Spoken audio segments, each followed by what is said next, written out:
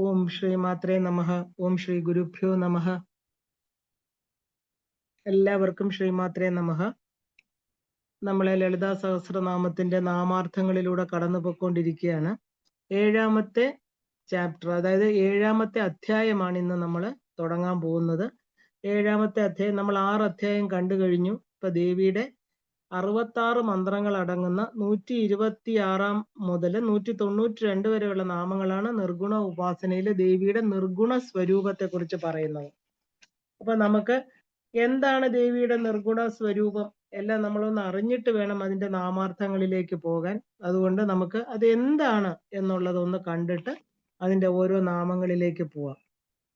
അപ്പോ ദേവിയുടെ നമ്മളിപ്പോ ദേവിയുടെ സഗുണം, നിർഗുണം, മന്ത്രസ്വരൂപം, കുണ്ടലിനി സ്വരൂപം ഇതെല്ലാം തന്നെ കണ്ടുകൊണ്ടിരിക്കുകയാണ്. അപ്പൊ നിർഗുണ ഉപാസന എന്ന് പറയുമ്പോൾ വളരെ ബുദ്ധിമുട്ടുള്ള, കാരണം ഏറ്റവും ബുദ്ധിമുട്ടുള്ള ഒരു ഭാഗമാണ് നിർഗുണ ഉപാസന. കാരണം ഗുണങ്ങളില്ലാതെ, നാമരൂപങ്ങളില്ലാതെ ദേവിയെ ഉപാസിക്കുക എന്ന് പറയുമ്പോൾ ഉപാസനയിലല്ലാത്ത ഒരു സാധാരണ വ്യക്തിക്ക് വളരെ ബുദ്ധിമുട്ടായിരിക്കും അത്. 7 എന്ന് പറഞ്ഞാൽ നമ്മൾ സാധാരണ പെരുവഴി എന്നാ പറയാറുള്ളത്. അപ്പൊ നിർഗുണ ഉപാസന വ്യാഖ്യാനം വളരെ കഷ്ടമാണെന്ന് പറയണു. കാരണം നിർഗുണ ഉപാസനയെ കുറിച്ച് എങ്ങനെ പറയും? കാരണം നമുക്ക് എല്ലാ കാര്യങ്ങളും നാമരൂപങ്ങള് എല്ലാ ഗുണങ്ങളുടെ അടിസ്ഥാനത്തിലാണ് നമ്മൾ പറയാറ്, അല്ലേ? നാമരൂപം. അപ്പൊ നാമവും രൂപവും ഗുണവും ഇതാണ് നമ്മൾ ഒരു കർമ്മം ചെയ്യാൻ, ഇല്ലെങ്കിൽ ഒരു വ്യക്തിയെ, ഒരു സാധനത്തിനെ നമ്മൾ തിരിച്ചറിയുന്നത്. അപ്പോൾ നമുക്ക് നിർഗുണ ഉപാസന എന്ന് പറയുമ്പോൾ ഗുണങ്ങളില്ലാതെ, രൂപമില്ലാത്ത ഒരു വസ്തുവിനെ കുറിച്ച് എങ്ങനെ പറയാൻ സാധിക്കും, ഇല്ലേ? ആ വ്യാഖ്യാനിക്കുക എന്ന് പറയുന്നത് വളരെ ബുദ്ധിമുട്ടാണോ എന്ന് വശിന്യാദി വാഗ്ദേവതകൾ തന്നെ പറയുന്നുണ്ട്. കാരണം അത് എന്താ പറയാ, ഭാസ്കരരായ മഹി അദ്ദേഹത്തിന്റെ വ്യാഖ്യാനത്തിൽ പറയുന്നു, അത് ഏറ്റവും ഉയർന്ന ഒരു സങ്കല്പമാണ്. ഒന്നുമില്ലാത്ത, നാമരൂപങ്ങൾ ഇല്ലാത്തതിനെ പറയുക. ഇപ്പൊ കർമ്മയോഗം എത്ര പറഞ്ഞാലും മനസ്സിലാകാൻ ബുദ്ധിമുട്ടാണ്. കാരണം അതിന്റെ തിയറി അറിയാം നമുക്ക്, അത് പ്രാക്ടീസ് ചെയ്തെങ്കിൽ മാത്രമേ പറയാൻ പറ്റുള്ളൂ, ഇല്ലേ? ഇപ്പൊ ക്രിയായോഗിയാകാം, കർമ്മയോഗിയാകാൻ ബുദ്ധിമുട്ടാണെന്ന് പറയാറുണ്ട്. ഇപ്പൊ കർമ്മയോഗി എന്ന് പറഞ്ഞാല് ഫലത്യാഗം ചെയ്ത ആളെന്നാണ് അർത്ഥം. ക്രിയായോഗി എന്ന് പറഞ്ഞാലോ ഫലം ഇച്ഛിച്ച് കർമ്മം ചെയ്യുന്ന ആള്. ഇപ്പൊ കർമ്മയോഗത്തിൽ പെട്ടെന്ന് നമ്മൾ അപ്സെറ്റ് ആകും, അല്ലെ? പെട്ടെന്ന് നമ്മുടെ ആ ഒരു വികാരങ്ങളുടെ ഒരു വ്യത്യാസം നമുക്ക് അനുഭവപ്പെടും.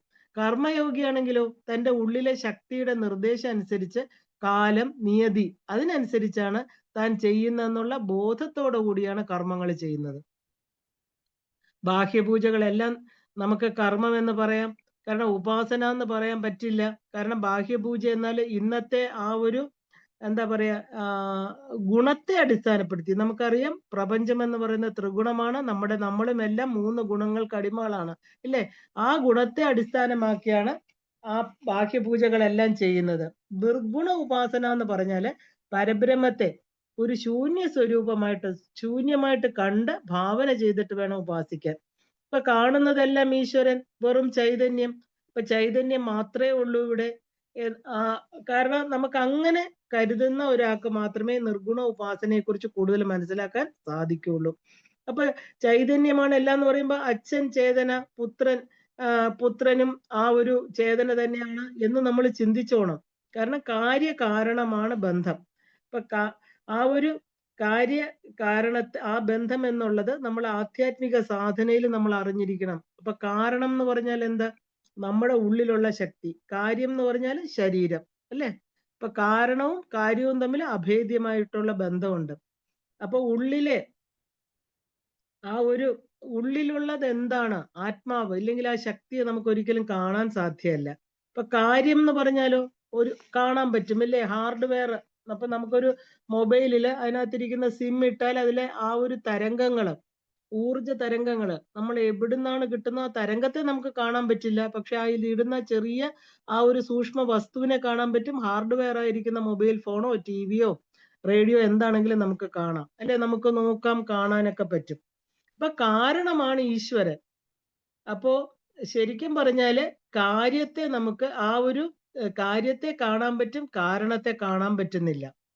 അപ്പോൾ നമുക്ക് ഈ കാര്യത്തെ എങ്ങനെ തിരിച്ചറിയാൻ പറ്റും? നമുക്ക് ശ്വാസം ഉള്ളത് കൊണ്ട് തിരിച്ചറിയാൻ പറ്റും. ശ്വാസത്തിലൂടെയാണ് നമ്മൾ കാര്യത്തെ തിരിച്ചറിയുന്നത്, ഇല്ലേ? കാരണം അത് ജീവിച്ചിരിക്കുന്നുണ്ട് എന്നുള്ളതിന് എന്താ പ്രാണൻ? പ്രാണൻ തന്നെയാണ് കാരണം. ഇപ്പൊ കാര്യത്തെ വെച്ച് കാരണത്തെ കണ്ടുപിടിക്കാൻ പറ്റും. കാരണം ഇത് എവിടുന്നാണ് വരുന്നത്? ഇതിനെല്ലാം ഒരു സോഴ്സ് ഉണ്ട്. അതെവിടെ? അതിനെയാണ് നമ്മള് ബ്രഹ്മം അല്ലെങ്കിൽ ഈശ്വരൻ എന്ന് പറയുന്നത്. അപ്പൊ സർവാതീത അവസ്ഥ, അതാണ് ഈശ്വരൻ. ഇപ്പൊ ഈശ്വരൻ എന്നാല് ആ കാലത്തെ എടുത്തിരിക്കുന്നവൻ, കാലത്തെ ഉണ്ടാക്കുന്നവൻ, അല്ലേ? ടൈം ആൻഡ് സ്പേസ് എന്ന് പറയണ നമ്മുടെ ഈ പറയുന്ന അസ്ഥി, മജ്ജ, മാംസം ചേർന്ന ഈ ശരീരം എന്ന് പറയുന്നത് ടൈം ആൻഡ് സ്പേസിനകത്ത് വരുന്നതാണ്. അത് തരുന്നതും അത് തിരിച്ചെടുക്കുന്നവൻ, അല്ലേ? ഇരയിവൻ. അപ്പൊ നമ്മള് പുത്രൻ, മിത്രൻ, ഇരയിവൻ. അപ്പൊ ഈശ്വരൻ എന്നാല് നമ്മുടെ അവസാനത്തെ ശ്വാസത്തെ എടുക്കുന്നവെന്ന് പറയാം നമുക്ക്.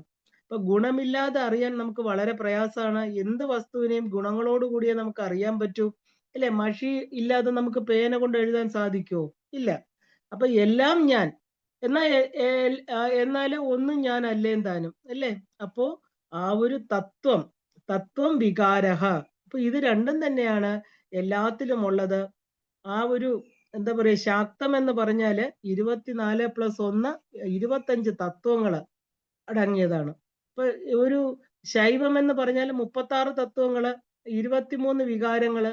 ഇതാണ് ശരിക്കും പറഞ്ഞാല് നിർഗുണ ഉപാസന എന്ന് പറഞ്ഞാല് ഇപ്പൊ ഞാൻ എന്ന ആത്മസ്വരൂപം സർവവ്യാപിയാണ്. എല്ലാം കണങ്ങളാണ്.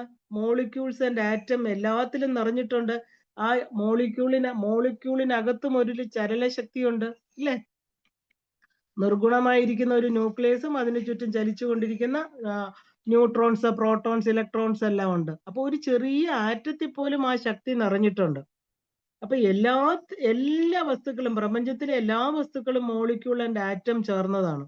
ഒരു ശരീരത്തില് 52 ട്രില്യൺ സെൽസ് ഉണ്ടെന്ന് പറയണു. ഇപ്പൊ 7.5 ബില്യൺ പോപ്പുലേഷൻ ആണ് ഈ ലോകത്തുള്ളത്.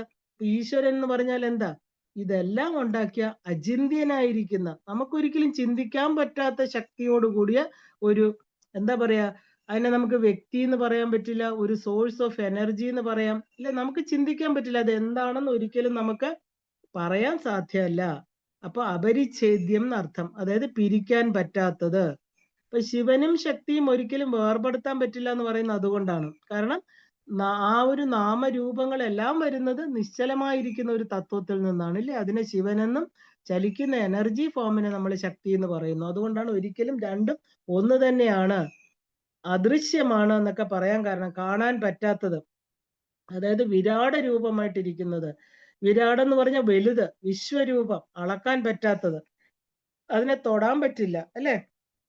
പക്ഷെ സർവശക്തിമയമാണ് ഈ ജഗത്ത് എന്ന് പറയുന്നത്. കാരണം അതന്നെയാണ് നമ്മൾ മഹത്തത്വം എന്ന് പറയുന്നത്. ഒന്നുമില്ല എന്നാല് ഇത് ഇതുവരെ നമ്മൾ വിചാരിച്ചിരിക്കുന്നത് നമ്മൾ വേറെ ദൈവം വേറെ എന്നാണ്, അല്ലേ? ആ ഒരു ദൈവം എന്ന് പറയുന്ന അല്ലെങ്കിൽ ഈശ്വരൻ എന്ന് പറയുന്നത് വേറെയാണ്. അത് വേറെ എവിടെയോ ഇരിക്കണു, നമ്മൾ വേറെ. പക്ഷെ ഈ നിർഗുണ ഉപാസന എന്താണ് പറയുന്നത്? ഞാൻ തന്നെയാണ് ദൈവം, ദൈവം തന്നെയാണ് ഞാൻ, അല്ലേ? ഞാനെന്ന് പറയുന്ന എൻ്റെ ഈ പഞ്ചഭൂത നിർമ്മിതമായ ശരീരം ചലിപ്പിക്കണമെങ്കിൽ ഈശ്വര ശക്തി എന്ന് പറയുന്ന ഒരു ശക്തി, എനർജി ഫോം നമ്മുടെ ഉള്ളിൽ വേണം. ആ ശക്തി പോയി കഴിയുമ്പോൾ നമ്മുടെ ഈ ശരീരം ജഡമാകുന്നു, അല്ലേ? ഇപ്പൊ ഫാൻ കറങ്ങണമെങ്കിൽ ഇലക്ട്രിസിറ്റി വേണം, കാണാൻ പറ്റില്ല. ലൈറ്റ് കത്തണമെങ്കിൽ ഇലക്ട്രിസിറ്റി വേണം, പക്ഷെ ആ ശക്തിയെ കാണാൻ പറ്റില്ല എന്ന് പറഞ്ഞില്ല എന്ന് നമുക്ക് പറയാൻ പറ്റില്ല. അപ്പോ ഈ ഒരു എന്താ പറയാ, കാണാത്ത ശക്തിയെ നമ്മുടെ ഉള്ളിൽ കാണുന്നതിനെ തന്നെയാണ് നമ്മൾ നിർഗുണ ഉപാസന എന്ന് പറയുന്നത്. അപ്പോ നമ്മള് ആ ഒരു എന്തുണ്ടെന്ന് കരുതിയോ അതിനെ നമ്മള് ആ ഓവർകം ചെയ്തേ പറ്റൂ, അല്ലേ? വിരാട് സ്വരാട്. ഇപ്പൊ ദേവിക്ക് ശാങ്കരി, ശ്രീകരി, സാധ്വി, ശരചന്ദ്ര നിഭാനന. ഇപ്പൊ ശങ്കരൻ എന്ന് പറഞ്ഞാൽ ആരാണ്? മംഗളത്തെ ചെയ്യുന്നവൻ, അല്ലേ?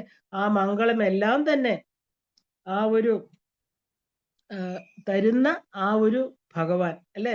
നമ്മൾ രൂപം കൊടുക്കണു ശിവന്. അപ്പൊ മംഗളത്തെ എല്ലാം തരുന്ന ആ ഒരു ആളിനെ ഉപാസിച്ചെങ്കിൽ മാത്രമേ നമുക്ക് മംഗളത്തെ കിട്ടുള്ളൂ, അല്ലെ? അപ്പൊ മനസ്സിന് ദുഃഖമില്ലാത്തവർക്ക് മാത്രമേ ആധ്യാത്മിക തലത്തില് മുന്നേറാൻ സാധ്യമാകൂ എന്നൊരു ചൊല്ലുണ്ട്. കാരണം അതിന് ദുഃഖങ്ങൾ പോകണം. ഇപ്പൊ മനുഷ്യൻ എപ്പോഴും സത്യത്തെ ഉൾക്കൊള്ളാൻ പ്രയാസമാണ്. ഇപ്പൊ ഞാൻ വിളിച്ചാൽ വരുമോ, ചെയ്യുന്നത് ശരിയാണോ, എനിക്കിത് പറ്റുമോ, ഇങ്ങനെ തുടങ്ങിയ ആ ഒരു വിവിധ മായാജാലങ്ങള് മനസ്സ് കാണിച്ചുകൊണ്ടേയിരിക്കും. അപ്പൊ ഇതിൽ നിന്ന് മുക്തമാകാതെ ആധ്യാത്മിക സാധന ഉറയ്ക്കാൻ സാധ്യമല്ല. കാരണം സംശയാത്മാവിനശ്യതി എന്ന് ഭഗവാൻ പറയണുണ്ട് ഇല്ലേ? അപ്പൊ ഈശ്വര പൂജ എന്ന് പറയുന്നത് ഒരു തുണ്ട് ചീട്ടെടുത്ത് ചെയ്യാവുന്നതല്ല. ദുഃഖമില്ലാത്തവരായിട്ട് ആരുമില്ല. നമ്മൾ അങ്ങനെ ഇന്ന് പ്രപഞ്ചത്തിൽ നോക്കുകയാണെങ്കിൽ സംസാരം എന്ന് പറഞ്ഞാൽ എന്താ? സംസാരം എന്നാൽ ഈശ്വരന്റെ മായാ സ്വരൂപം എന്ന് തന്നെയാണ് അർത്ഥം. ഇപ്പൊ പരീക്ഷാ ഹാളാണ് ഇല്ലേ? കാരണം ഇവിടെ നമ്മളെ ഒരു പരീക്ഷ പാസ്സാവാൻ നമ്മുടെ പുണ്യപാപങ്ങള് ഇല്ലേ, പുണ്യത്തെ സമ്പാദിക്കാൻ അയച്ചിരിക്കുന്ന ഒരു ഹാളാണിത്. ഇപ്പൊ ശാങ്കരി എന്ന് പറഞ്ഞാൽ എന്താ? എല്ലാ ജീവനെയും ശിവനാക്കി മാറ്റാൻ പറ്റുന്ന ശക്തി, ആഗ്രഹമുള്ള, അതിനുള്ള കഴിവുള്ള സിംഹാസനേശ്വരിയായിരിക്കുന്ന ഭഗവതി. ഏറ്റവും വലിയ റെസ്പോൺസിബിലിറ്റി ദേവിയുടെ എന്താണ്? ഓരോ ജീവനെയും ശിവനാക്കി മാറ്റുക എന്നുള്ളതാണ് അല്ലെ? അപ്പൊ ഈ ബ്രഹ്മാണ്ടത്തിലെ ഭൂലോകം ഒരു കടുക് മാത്രമാണ്. കാരണം അനേക കോടി ബ്രഹ്മാണ്ട ജനനി എന്നാ ദേവിക്ക് പശുന്യാദി വാഗ്ദേവള് കൊടുത്തിരിക്കുന്ന പേര്. അപ്പൊ ആ കോടി കോടി ബ്രഹ്മാണ്ടങ്ങളിൽ ഒരെണ്ണമാണ് ഈ ബ്രഹ്മാണ്ടം. അത് നമ്മൾ ഉള്ള ഈ ലോകം എന്ന് പറയുന്നത് എന്താ? ഒരു ചെറിയ കടുക് മണിയുടെ അത്രയേ ഉള്ളൂ അല്ലേ? അവിടെ ഒരു ഭൂമി, അവിടെ ഒരു സ്ഥലം, അവിടെ ഒരു വീട് ഇല്ലേ? അവിടെ ഞാൻ എന്ന് പറയുന്ന ഒരു ജീവൻ. ആ ജീവനെ ആ ശിവനാക്കാൻ ആഗ്രഹിക്കുന്നവളാണ് ദേവി. ചിന്തിച്ചു നോക്കൂ. അപ്പൊ എല്ലാത്തിന്റെയും അമ്മ അല്ലെ, മാതൃസ്ഥാനമാണ് ദേവിക്ക് അവിടെ കൊടുത്തിരിക്കുന്നത്. അപ്പോ ശങ്കരനെ ആക്കുന്നവൾ ശാങ്കരി, അപ്പൊ മംഗളകരമാക്കുന്നവളാണ് ദേവി. ഇപ്പൊ ശ്രീകരി എന്ന് പറഞ്ഞാൽ ശ്രീ എന്നാല് 8 എന്നർത്ഥം. ഐശ്വര്യം, വീര്യം, ശക്തി, അഴക്, ആകർഷണം എല്ലാം ഉള്ളത്. ഇല്ലെങ്കിൽ എന്താ, നമ്മൾ ശ്രീ ഇല്ലെങ്കിൽ എന്താ പറയുന്ന? അശ്രീകരെന്ന് പറയാറുണ്ട് അല്ലെ? അപ്പൊ ശിവനെ ശ്രീയോട് ചേർക്കണം. അപ്പൊ ഒരു അമ്മയുടെ ആഗ്രഹം എപ്പോഴും മക്കള് ഒരു അൾട്ടിമേറ്റ് പൊസിഷനിൽ എത്തണം എന്നാണ്. അല്ല, ഇപ്പൊ ഒരു ഫിസിക്കൽ മദർ പോലും അങ്ങനെയാണ് മക്കളെ വളർത്തുന്നത് അല്ലെ? എല്ലാം സാധിച്ചു കൊടുക്കാൻ ശക്തിയുള്ളവളാണ് ദേവി, സിദ്ധിയുള്ളവളാണ് അല്ലെ? പക്ഷെ തൃപ്തി പെട്ടെന്ന് വരില്ല. മനുഷ്യനെന്താ, എന്തൊക്കെ കിട്ടിയാലും ഒരിക്കലും ആ പൂർണ്ണതയിൽ എത്തിയില്ല എന്നാണ് തോന്നല്. ഇപ്പൊ ശരചന്ദ്ര നിബാനന, പൗർണമി ദിവസം ചന്ദ്രൻ പൂർണ്ണമായിട്ട് തെളിഞ്ഞു നിൽക്കുന്നത് നമുക്ക് കാണാം. അപ്പോ ആ ഒരു ബ്രഹ്മത്തിന്റെ ലെവലില് ജീവനെ ഉത്തമനാക്കി ആ ഒരു തൃപ്തി എന്ന് പറയുന്ന മഹാസിദ്ധി കൊടുത്ത് ആ ഒരു ശങ്കരൻ അല്ലെങ്കിൽ ശ്രീകരൻ ആ ഒരു സിദ്ധനാക്കുന്ന സാധ്വിയാണ് ദേവി. പൂർണ്ണചന്ദ്രനെ പോലെ മനസ്സ് പൂർണ്ണമായിട്ടുള്ളവനും കുളിർമയുള്ളവനും പ്രകാശവത്തമാക്കി തീർക്കുന്നവളാണ് ദേവി. ഇപ്പൊ പൂർണ്ണചന്ദ്രന്റെ ആണ് ആ ഒരു മനസ്സെന്ന് പറയുന്നത് അല്ലേ? മനസ്സെന്ന് പറഞ്ഞാൽ എന്താ? ചന്ദ്രന്റെ വൃത്തിക്ഷയങ്ങളെ ആശ്രയിച്ചിരിക്കുന്ന ഒരു ഒരു വികാരമാണ് നമ്മുടെ ഉള്ളിൽ. മനസ്സിന്ന് ആർക്കും കാണാൻ പറ്റില്ല, ഡിഫൈൻ ചെയ്യാനും പറ്റില്ല. തോട്ട്സ് ആണ് മനസ്സെന്ന് പറയാറുണ്ട്. ഇപ്പൊ പൂർണ്ണചന്ദ്രന്റെ ദിവസം മനസ്സില്ല അല്ലേ? ചന്ദ്രൻ പൂർണ്ണമായി. അപ്പൊ പിന്നെയാണ് അത് ക്ഷയിക്കാൻ തുടങ്ങുന്നത്. ആമാവാസിയിലെ മനസ്സ് വളരെ ശുഷ്കമായിരിക്കും ആ പ്രകാശമായ മുഖപത്മത്തോടു കൂടിയിരിക്കുന്ന ദേവി. അപ്പൊ ആസനം എന്ന് പറഞ്ഞാൽ അടുത്തിരിക്കുക. അപ്പൊ നിർഗുണം ഏത് മാർഗത്തിലും ഈശ്വരനെ അടയുക, അല്ലെങ്കിൽ പഞ്ചേന്ദ്രിയങ്ങളെ, മനസ്സ് ഏത് വഴിയിലും ദേവിയെ വാങ്ങണം, ദേവിയെ കിട്ടണം എന്നുള്ള ആ ഒരു എന്താ പറയുക, ഉദ്ദേശത്തോടു കൂടി വേണം നമ്മൾ സാധനാ മാർഗത്തിലേക്ക് പ്രവേശിക്കാൻ. പരാശക്തിയുടെ പൂജ എന്ന് പറഞ്ഞാൽ 2 തരത്തിലുണ്ട്. ബാഹ്യപൂജയുണ്ട്, വൈദികം, താന്ത്രികം എന്ന്. അതിനെ രണ്ടായിട്ട്, ബാഹ്യപൂജകളെ നമുക്ക് വൈദികെന്നും താന്ത്രികെന്നും രണ്ടായിട്ട് പറയാം. വേദമന്ത്രങ്ങളോടുകൂടി വിശേഷമായ ദേഹത്തെ ഉണ്ടാക്കി തൻ്റെ ഉപാസന ദേവതയെ അതിൽ കണ്ട് പൂജിക്കുന്നതിനെ നമ്മൾ ആ ഒരു മൂർത്തി രൂപത്തിൽ കണ്ട് ആ മൂർത്തിയിൽ എത്താനുള്ള കർമ്മം ഇല്ലേ, അതിനെ നമ്മൾ ബാഹ്യപൂജ എന്ന് പറയുന്നുണ്ട്. അതിനാണ് നമ്മൾ ന്യാസം, അതായത് ശരീരം ശുദ്ധമാക്കിയിട്ട് വേണം ചെയ്യാൻ, അതിനാണ് ന്യാസം ചെയ്യുന്നത്. ആ ഒരു നിഷ്ഠ, ന്യാസം, ഇതെല്ലാം വളരെ മുഖ്യമാണ്. ഇപ്പൊ ശരീരം ശുദ്ധമാക്കണം, മനസ്സിനെ അല്ലെങ്കിൽ ചിത്തത്തിനെ നമുക്ക് തൊടാൻ സാധ്യമല്ല അല്ലേ? അപ്പൊ നമ്മൾ തുടങ്ങാൻ വേണ്ടി എന്താ വേണ്ടത്? ആദ്യമായിട്ട് ബാഹ്യശുദ്ധി വളരെ പ്രധാനമാണ്. ഇപ്പൊ വൈദികം എന്ന് പറഞ്ഞാല് പൂർണ്ണ മന്ത്രങ്ങളാണ്. താന്ത്രികം എന്ന് പറഞ്ഞാല് ആക്ഷൻ ആണ് അല്ലേ? അഥവാ മുദ്രയിലൂടെ നമ്മൾ ചെയ്യുന്ന പ്രവർത്തികള്. ആവാഹനം, ആസനം കൊടുക്കുക, പാദ്യം, ദേവിയുടെ കാല് കഴുകുക, അർഘ്യം കൊടുക്കുക, അഭിഷേകം ചെയ്യുക, ഇതെല്ലാം നമ്മുടെ താന്ത്രികമായിട്ട് ചെയ്യുന്ന കാര്യങ്ങളാണ്. ഇപ്പൊ വിഗ്രഹത്തിൽ ചെയ്താല് എന്താ പറയാ, അത് നമുക്ക് വരും ഇല്ലേ? ആ ഒരു ആംഗ്യ ഭാഷ. പിന്നെ എന്താ പറയാ, ആ ഒരു അന്തരംഗ പൂജ, അതിന് നമ്മൾ സാധാരം, നിരാധാരം എന്ന് നമുക്ക് 2 രീതിയിൽ എടുക്കാം. ആ സാധാരം എന്ന് പറഞ്ഞാൽ എന്താ? കുംഭം അല്ലെങ്കിൽ ദേവിയുടെ ബിംബം, കണ്ണാടി, വാള് എന്നിലൊക്കെ പൂജ ചെയ്യുന്നതിനെ നമുക്ക് അങ്ങനെ പറയാം. പൂജ തിരിച്ചിട്ടാൽ എന്താ അത്? ജപം അല്ലേ? അപ്പൊ ജകാരോ ജന്മവിച്ഛേദനം, പകാരോ പാപനാശനം എന്ന് പറയാറുണ്ട്. അപ്പോ ആ ഒരു സർവോപചാര പൂജ, നമുക്ക് ഷോഡശോപചാരം കൊടുക്കാം ദേവിക്ക്, പഞ്ചോപചാരം ഏത് വേണമെങ്കിലും ചെയ്യാം. ഇപ്പൊ നിരാകാരം എന്ന് പറഞ്ഞാല് പൂജയ്ക്ക് നിർഗുണോപാസന എന്ന് തന്നെയാണ് പറയുന്നത്. അന്തരംഗ പൂജ, ആധാരമില്ലാത്ത നില, ഇപ്പൊ ഈശ്വരന് ആധാരം ഇല്ല അല്ലേ? അപ്പോ നേരെ ഇരിക്കുമ്പോൾ നമ്മുടെ ഇട, പിങ്കള, സുഷുമ്ന ഒരേ ലൈനില് ക്ലിയർ ആയിട്ടിരിക്കും. അപ്പൊ സവ്യ മാർഗസ്ഥ, ദേവിക്ക് അങ്ങനെ ഒരു നാമമുണ്ട്. ഇപ്പൊ ചന്ദ്ര സൂര്യചന്ദ്രനിൽ കൂടി കുണ്ടലിനി ശക്തി, അതായത് പരാശക്തി സഞ്ചരിക്കുന്ന ആ ഒരു സമയം. സുഷുമ്നയിലൂടെ, അതായത് ആ ഒരു ജീവരസമായിട്ട് സഞ്ചരിച്ച് ആനന്ദം ഉണ്ടാക്കി സഹസ്രാരത്തിലെത്തി ശിവസംഗമം നടത്തുന്നത് ദേവി.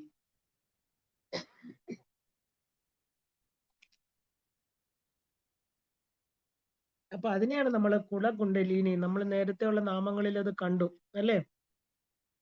അപ്പോ അകുളം എന്ന് പറഞ്ഞാല് ഔട്ടർ സ്പേസ്, അകം. കുളം എന്ന് പറഞ്ഞാൽ 4 ദളങ്ങള്, മൂലാധാരത്തില് 3.5 ചുറ്റില് തലകീഴോട്ടാക്കി ഉറങ്ങുന്നു എന്ന് പറയുന്നു ദേവി കുണ്ടലിനി ശക്തി.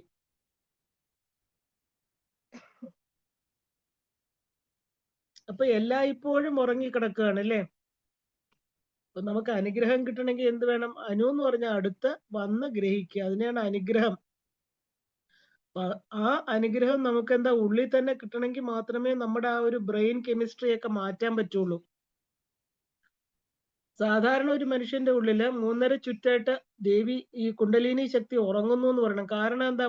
മുകളിലോട്ടുള്ള ചക്രങ്ങളെല്ലാം ബ്ലോക്ക്ഡ് ആണ് അല്ലേ? ദേവിക്ക് സുഷുമ്നയിലൂടെ സഞ്ചരിക്കാൻ സാധ്യമല്ല. കാരണം സ്വാധിഷ്ഠാനം മുതലുള്ള എല്ലാ ചക്രങ്ങളും ബ്ലോക്ക്ഡ് ആണ്, വഴി ശുദ്ധമല്ല.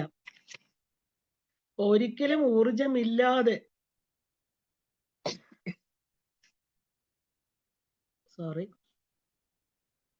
ആ ഒരു കുണ്ടലിനി ശക്തി വളരെ ഇങ്ങനെ എന്താ പറയാ, അനങ്ങാതെ ഒന്നും ചെയ്യാതെ ഇങ്ങനെ ആ ഒരു ഇനേർട്ടായിട്ട് കിടക്കുന്ന അവസ്ഥ. ബേസ്മെന്റ് പോയി എന്ന് പറയാം നമുക്കപ്പോ അല്ലെ? അപ്പൊ ഉണരുമ്പോഴോ മൂലാധാരത്തിനും സ്വാധിഷ്ഠാനും ഇടയ്ക്ക് അത് ഫ്ലോട്ട് ചെയ്യുമ്പോൾ അതിനെ നമ്മൾ പറയുന്ന പേരാണ് നിരാധാര. ഇപ്പൊ സാധകൻ വേണം ഈ ശക്തിയെ ചൂട് വായു കൊടുത്ത് സദാശിവന്റെ അടുക്കലേക്ക് കൂട്ടിക്കൊണ്ട് പോകേണ്ടത് അല്ലേ? അത് സാധകന്റെ ജോലിയാണ്. ഇത് ഓരോ സാധകന്റെയും കടമയായിട്ട് കാണണം. കാരണം 64 കോടി ഗണദേവതകൾ ദേവിക്ക് ഉപചാരങ്ങൾ ചെയ്യുന്നുണ്ട്. മണിപൂരകത്തിൽ 48 ആഭരണങ്ങൾ കൊടുക്കുന്നു. നമ്മൾ 64 ഉപചാരം കണ്ടപ്പോ അത് കണ്ടു ഇല്ലേ? അർഘ്യപാദ്യങ്ങൾ കൊടുത്ത് അവിടുന്ന് അനാഹതം, വിശുദ്ധി, ആജ്ഞ, അവിടെ നിന്ന് സഹസ്രാരത്തിൽ എത്തുമ്പോ ആധാരം ഉണ്ടായി. കാരണം ഭാര്യയ്ക്ക് ഭർത്താവിനെ കാണുമ്പോഴാണ് കോൺഫിഡൻസ് ഉണ്ടാകുന്നത് അല്ലേ? കുട്ടി അമ്മയെ കാണുമ്പോൾ കോൺഫിഡൻസ് ഉണ്ടാകുന്നു. ഒരു ഭക്തന് ഭഗവതിയിൽ എത്തുമ്പോൾ കോൺഫിഡൻസ് ഉണ്ടാകണം. അങ്ങനെ നിരാധാരത്തിൽ നിന്ന് സാധാരത്തിൽ എത്തിച്ചേരുന്ന സാധകൻ. ഇപ്പൊ ജീവനാണത് അനുഭവിക്കുന്നത് അല്ലേ? സാധകൻ എന്ന് പറഞ്ഞാൽ എന്താ? അവന്റെ ജീവനെ ഉയർത്താൻ സാധനയിലൂടെ സാധിക്കുന്ന കർമ്മം. ജീവബ്രഹ്മന പര എന്ന് നമ്മൾ പറയാറുണ്ട്. ജീവൻ ബ്രഹ്മം തന്നെയാണ്, രണ്ടും തമ്മിൽ യാതൊരു വ്യത്യാസമില്ല. ഇത് അറിയാനാണ് നമ്മൾ എല്ലാ സാധനങ്ങളും ചെയ്യുന്നത്. എന്തുകൊണ്ടെന്ന് വെച്ചാൽ ജീവന് 3 മലങ്ങളാണ്. മലത്രയങ്ങളാൽ ഒരാവരണം ഉണ്ടാക്കിയിട്ടുണ്ട് ജീവൻ ഇല്ലേ?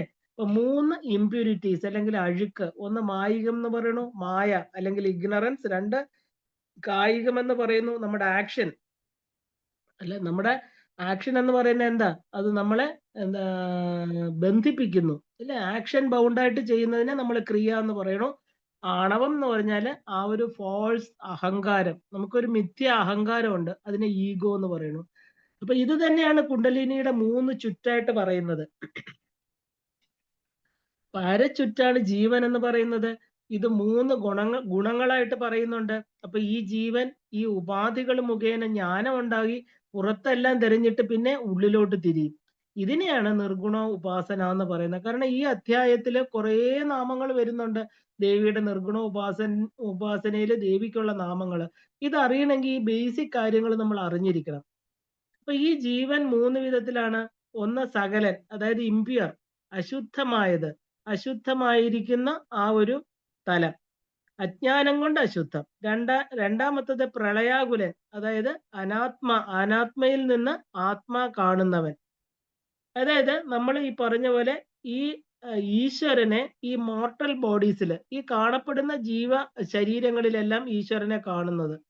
കാരണം ഈ മോർട്ടൽ ബോഡീസ് എന്ന് പറഞ്ഞാൽ എന്താ? പെരിഷബിൾ ഡിവൈസസ് അല്ലെ, നശിച്ചു പോകുന്ന ഉപാധികളിൽ ഈശ്വരനെ കാണുന്നവര്. പക്ഷേ നശിച്ചു പോകുന്നത് സത്യമാണോ? ഇല്ല. വന്ന് നിലനിന്ന് ഇല്ലാതായി തീരുന്നു അല്ലേ?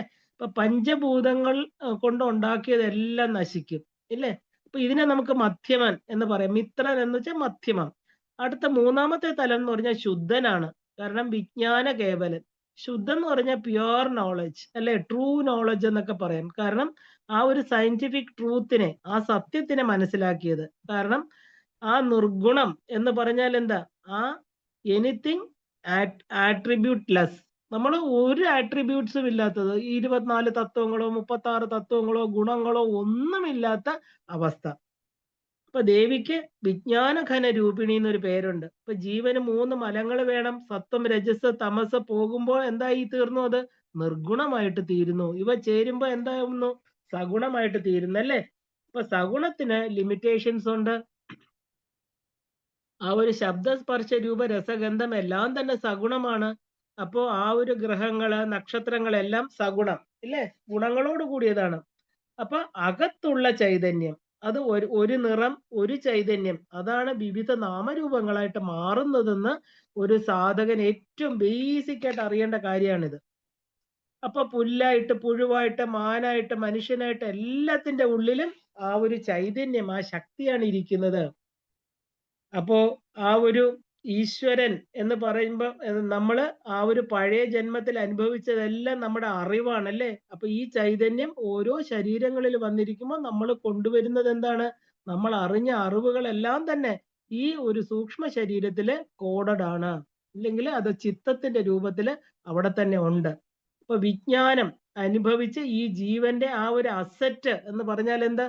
അറിവാണ് അല്ലെ? അതുകൊണ്ടാണ് അറിയണം, ജ്ഞാന സമ്പാദനാണ് ഇതിന് ഏറ്റവും വേണ്ടതെന്ന് പറയാൻ കാരണം. മനുഷ്യന് എന്തെങ്കിലും തരത്തില് അവന്റെ മനസ്സിനെ ഉയർത്തണമെങ്കിൽ എന്താ, ഇനി ഒരുപാട് ഉയരാനുണ്ടല്ലേ? നമ്മൾ മനുഷ്യൻ എന്നുള്ള തലത്തിൽ നിന്ന് ഋഷി, മുനി ഇല്ലേ, ആ ഒരു ബ്രഹ്മ, വിഷ്ണു, രുദ്രൻ, മഹേശ്വരൻ, സദാശിവൻ, പരാശക്തി, ഈ തലത്തിലൊക്കെ നമുക്ക് ഒരു ജീവൻ തന്നെയാണ് ഉയർന്നുയർന്ന് ആ തലത്തിലേക്ക് പോകുന്നത്. അപ്പോ ഈ തലത്തിൽ ഉയരണമെങ്കിൽ എന്ത് വേണം? എത്രത്തോളം ജ്ഞാന സമ്പാദനം നമുക്ക് ഉണ്ടാക്കാമോ? വേദങ്ങള്, ഉപനിഷത്തുകള്, ശാസ്ത്രങ്ങളെ എല്ലാം നമ്മൾ പഠിക്കണം അല്ലേ? എങ്കിൽ മാത്രമേ, ശരീരത്തിലല്ല ഈ എവല്യൂഷൻ വരേണ്ടത്, മനസ്സിനാണ്. അപ്പോ സത്വം എന്ന് പറഞ്ഞാല് ആ ഒരു എന്താ പറയാ, മറയില്ലാത്ത കർമ്മം. രജസ് എന്ന് പറഞ്ഞാല് സംശയം. തമസ് എന്ന് പറഞ്ഞാല് ഒന്നിലും മനസ്സ് നിൽക്കാത്തത് അല്ലേ? അറിഞ്ഞൂടാത്തത്. അപ്പോ നമുക്ക് എനർജി എന്ന് പറയുന്നതിനെ ഒരിക്കലും ഒരു ഫോമായിട്ട് ക്ലാസിഫൈ ചെയ്യാൻ പറ്റില്ല. എനർജി ഓരോന്നിലും ഓരോ രീതിയിലാണ്. മനുഷ്യരിലെ, മൃഗങ്ങള്, പക്ഷികളില് ഇല്ലേ, ചെടികളില്, സസ്യങ്ങളില് എല്ലാത്തിലും എനർജി ഉണ്ട്. ആ വളരാൻ സഹായിക്കുന്നത് സസ്യങ്ങളെ എനർജിയാണ്. ആ ഒരു മൃഗങ്ങളെ സഞ്ചരിക്കാൻ സഹായിക്കുന്നത് എനർജിയാണ്. മനുഷ്യന് മാത്രമാണ് ചിന്തിക്കാനും തീരുമാനം എടുക്കാനും എല്ലാത്തിനും മനുഷ്യനിലാണ് പൂർണ്ണമായിട്ടുള്ള ആ എനർജി പ്രകടമാകുന്നത് അല്ലേ? പക്ഷെ അത് എനർജിയെ നമുക്കതൊരു ഫോമായിട്ട് പറയാൻ പറ്റില്ല. അത് ശരിക്കും പറഞ്ഞാൽ it gets activated through specific bodies. പല പല ശരീരങ്ങളിലൂടെ ആക്ടിവേറ്റ് ആവുന്നതേ ഉള്ളൂ. ശരിക്കും ഇതിൽ പറഞ്ഞാല് ഈ ഒരു തലം മനസ്സിലാകുന്നത് ഹ്യൂമൻ ബീയിങ്സ് അല്ലെ, മനുഷ്യർ മാത്രമാണ് ഇത് മനസ്സിലാക്കുന്നതും ആ ഒരു എന്താ പറയാ, ഈ 3 ഗുണങ്ങളെ അതിക്രമിക്കാൻ അവർക്ക് ബുദ്ധി കൊണ്ട് ചിന്തിച്ചുറച്ച് അതിക്രമിക്കാൻ പറ്റുന്നതും. അപ്പൊ ആബ്സല്യൂട്ട് ബ്രഹ്മൻ എന്ന് പറഞ്ഞാൽ എന്താ? പൂർണ്ണ ബ്രഹ്മം എന്ന് പറഞ്ഞാൽ ഈ ഡെഫിനിഷൻസിനൊക്കെ അപ്പുറത്താണ്. ഈ 3 ഗുണങ്ങളുടെ, മനസ്സ്, ബുദ്ധി, ചിത്തം, അഹങ്കാരം എല്ലാറ്റിന്റെയും അപ്പുറത്ത് നിൽക്കുന്ന പൂർണ്ണമായിരിക്കുന്ന ഒരു തരത്തിനെയാണ് നമ്മൾ ബ്രഹ്മം എന്ന് പറയുന്നത്, ഈശ്വരൻ.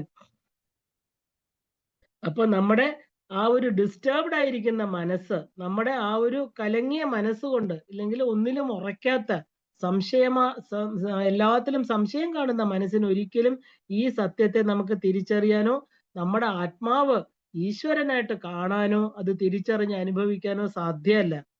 കാരണം 84 ലക്ഷം ജീവരാശികളില് അതിശയകരമായിട്ടുള്ള ജന്മമാണ് മനുഷ്യ ജന്മം എന്ന് പറയുന്നത് അല്ലേ? ഈ വിവേചന ശക്തി എന്ന് പറയുന്നത് അവന് മാത്രം ഉള്ളതാണ്. അപ്പോ ബുദ്ധി മനുഷ്യന് മാത്രമേ ഉള്ളൂ. അപ്പൊ തിരഞ്ഞെടുക്കേണ്ടത് ആരാണ്? അവൻ തന്നെയാണ് അല്ലേ? മനുഷ്യ പിറവി കൊണ്ട് ബ്രഹ്മാവ് സൃഷ്ടി നിർത്തി എന്നാ പറയുന്നത്. മുക്തിക്ക് അർഹൻ മനുഷ്യൻ മാത്രമാണ്. മോക്ഷം എന്ന് പറയുന്നത് മനുഷ്യന് മാത്രം കിട്ടേണ്ടതാണ് ഇല്ലേ? കാരണം മറ്റുള്ളവർക്ക് അറിയില്ല.